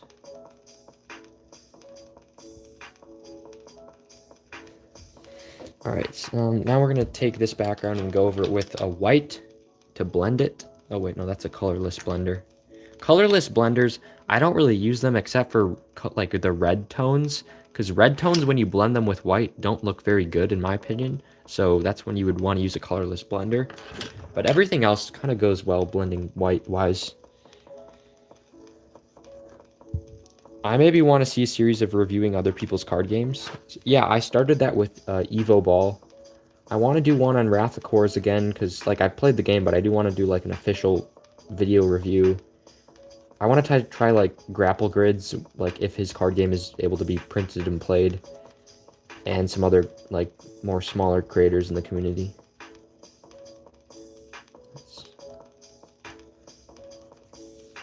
That looks like sand. Yeah, I guess it kind of does.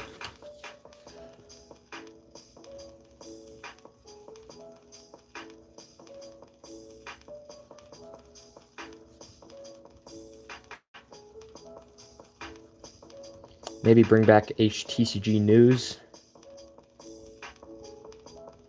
Or I could just start doing some videos tonight. I'm getting a little tired. It's currently like 10 o'clock where I am right now. Go again. Can't wait to play. So, yeah, more Evo Ball. Hopefully Seth will play. Yo, you want to hear my channel lore? Yeah, sure. I'll win tomorrow too. Yeah, hopefully. Or no, hopefully not, dude. I think I have like a streak going. But yeah. I definitely want to edit my deck Evo Ball. Because I'll probably print out the cards. Because making those cards kind of took a long time today. Like, I like making custom cards for games, but not like a whole deck. Or if I do, like, it would be over a long period of time. I just happened to have a lot of time today, so that's kind of why I did that.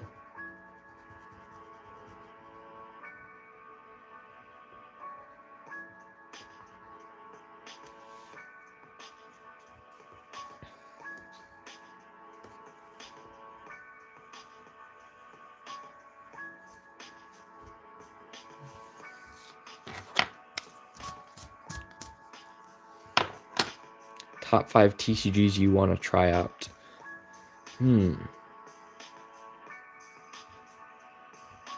Top 5 TCGs. Yeah, that would definitely be a cool video.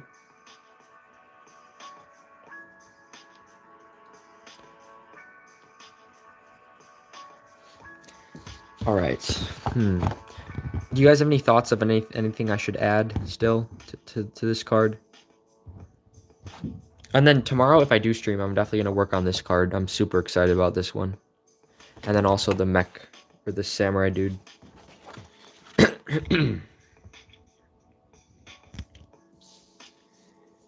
Maybe do like a...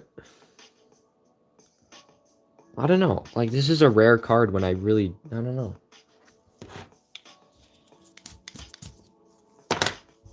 Like, usually I have something to add, but... Add some pink wave to the card in the background. Alright. Pink. This set, I'm actually kind of thankful. Like, I never use pinks. And it didn't really come with many. So, usually I like when they don't make many pinks, but... This is the rare case when I'm going to use a pink. This is like the one pink color it has. But it's like super neon. Looking sweet. Thank you.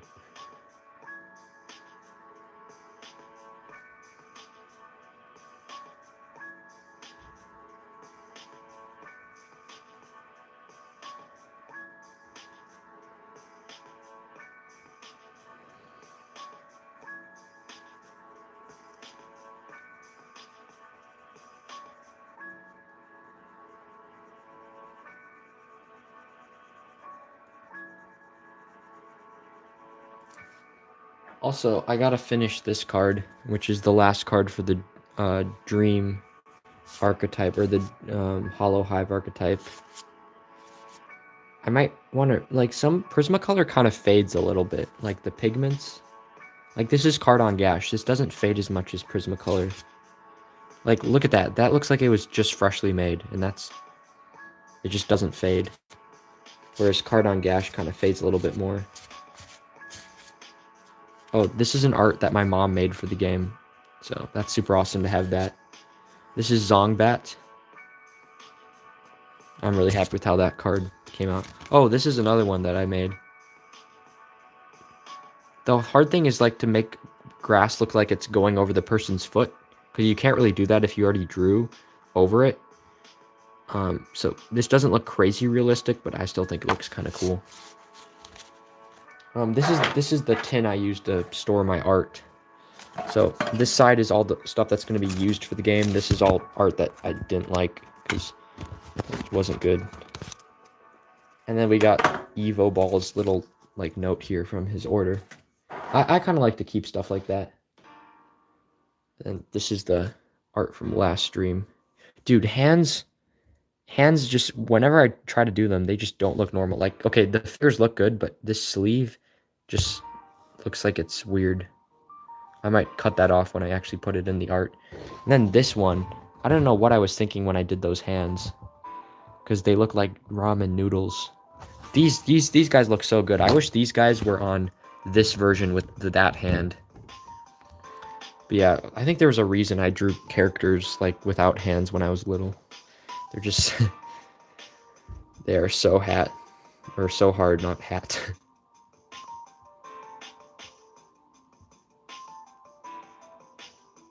Any tips for art? Yeah, I might make a video on how to draw, like improve just some colored pencil tips that I've learned over the years. Because you can definitely like improve your colored pencil art just by doing like a few things like right off the bat. I'm also thinking of taking an art class in college because that's something I haven't done yet, and I feel like just learning some more fundamentals in anatomy and shading would probably help my art a lot more. But the thing about art classes in college is they're like, if it's a 3 credit class, like most classes would be like an hour and you would have them like 3 days a week. But art classes are like 3 hours long and they're 2 days a week. It's really, really weird. So I haven't taken any because they would mess up my schedule so much.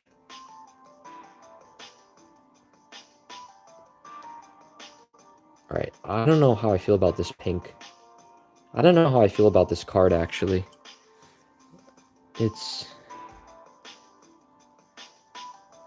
I might have to remake it.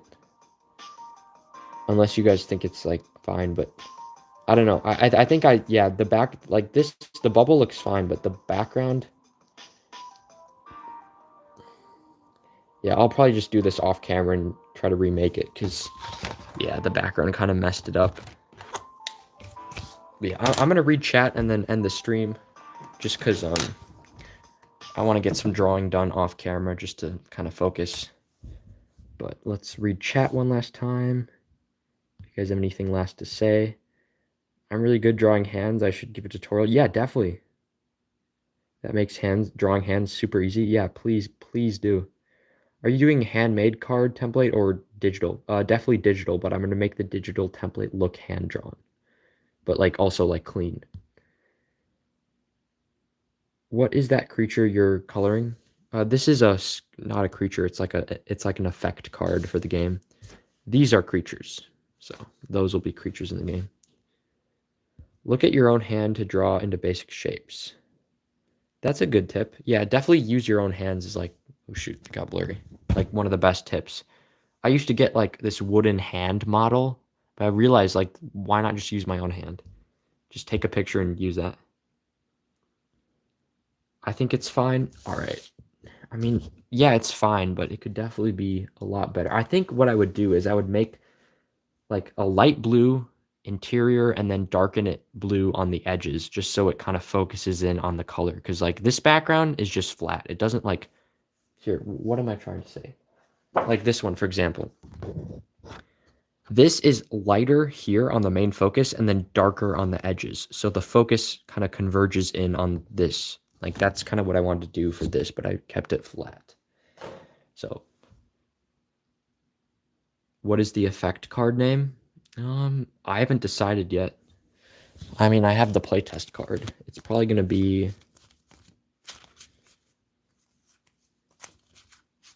I don't even know, but yeah. I feel like the bubbles are a little too plain or something. Maybe just a second color to add them. Yeah. Well, we can actually experiment right now. If I'm not going to use the art, I might as well experiment. Sometimes it's fun to add colors that are just complete opposites into the art.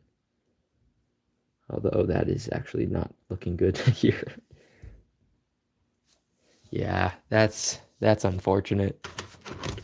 But I mean, at least I think these are going to look good. Just, you know, like this is actually good that I'm showing this because I swear every one art that I make has at least one bad art. Like if you look in this tin, like here's about, geez, I don't know, like 60 or 70 arts that I like that are finished that are going to be in the game.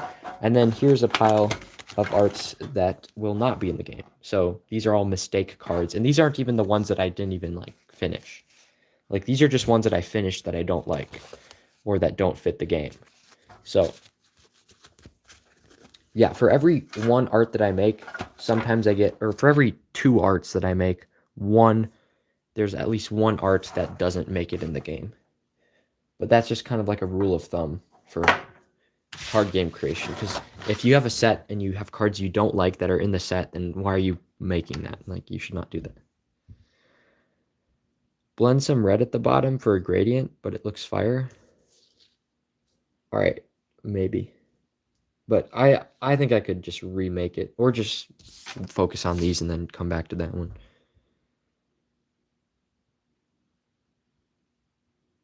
Add a reflection light using a white colored pencil. Maybe. All right, yeah. Thank you guys so much for watching this stream. It was actually really fun. I think we had a lot of good discussion, and I hope you guys have a great rest of your night or great rest of your morning or wherever you are in the world. And I will see you guys in the next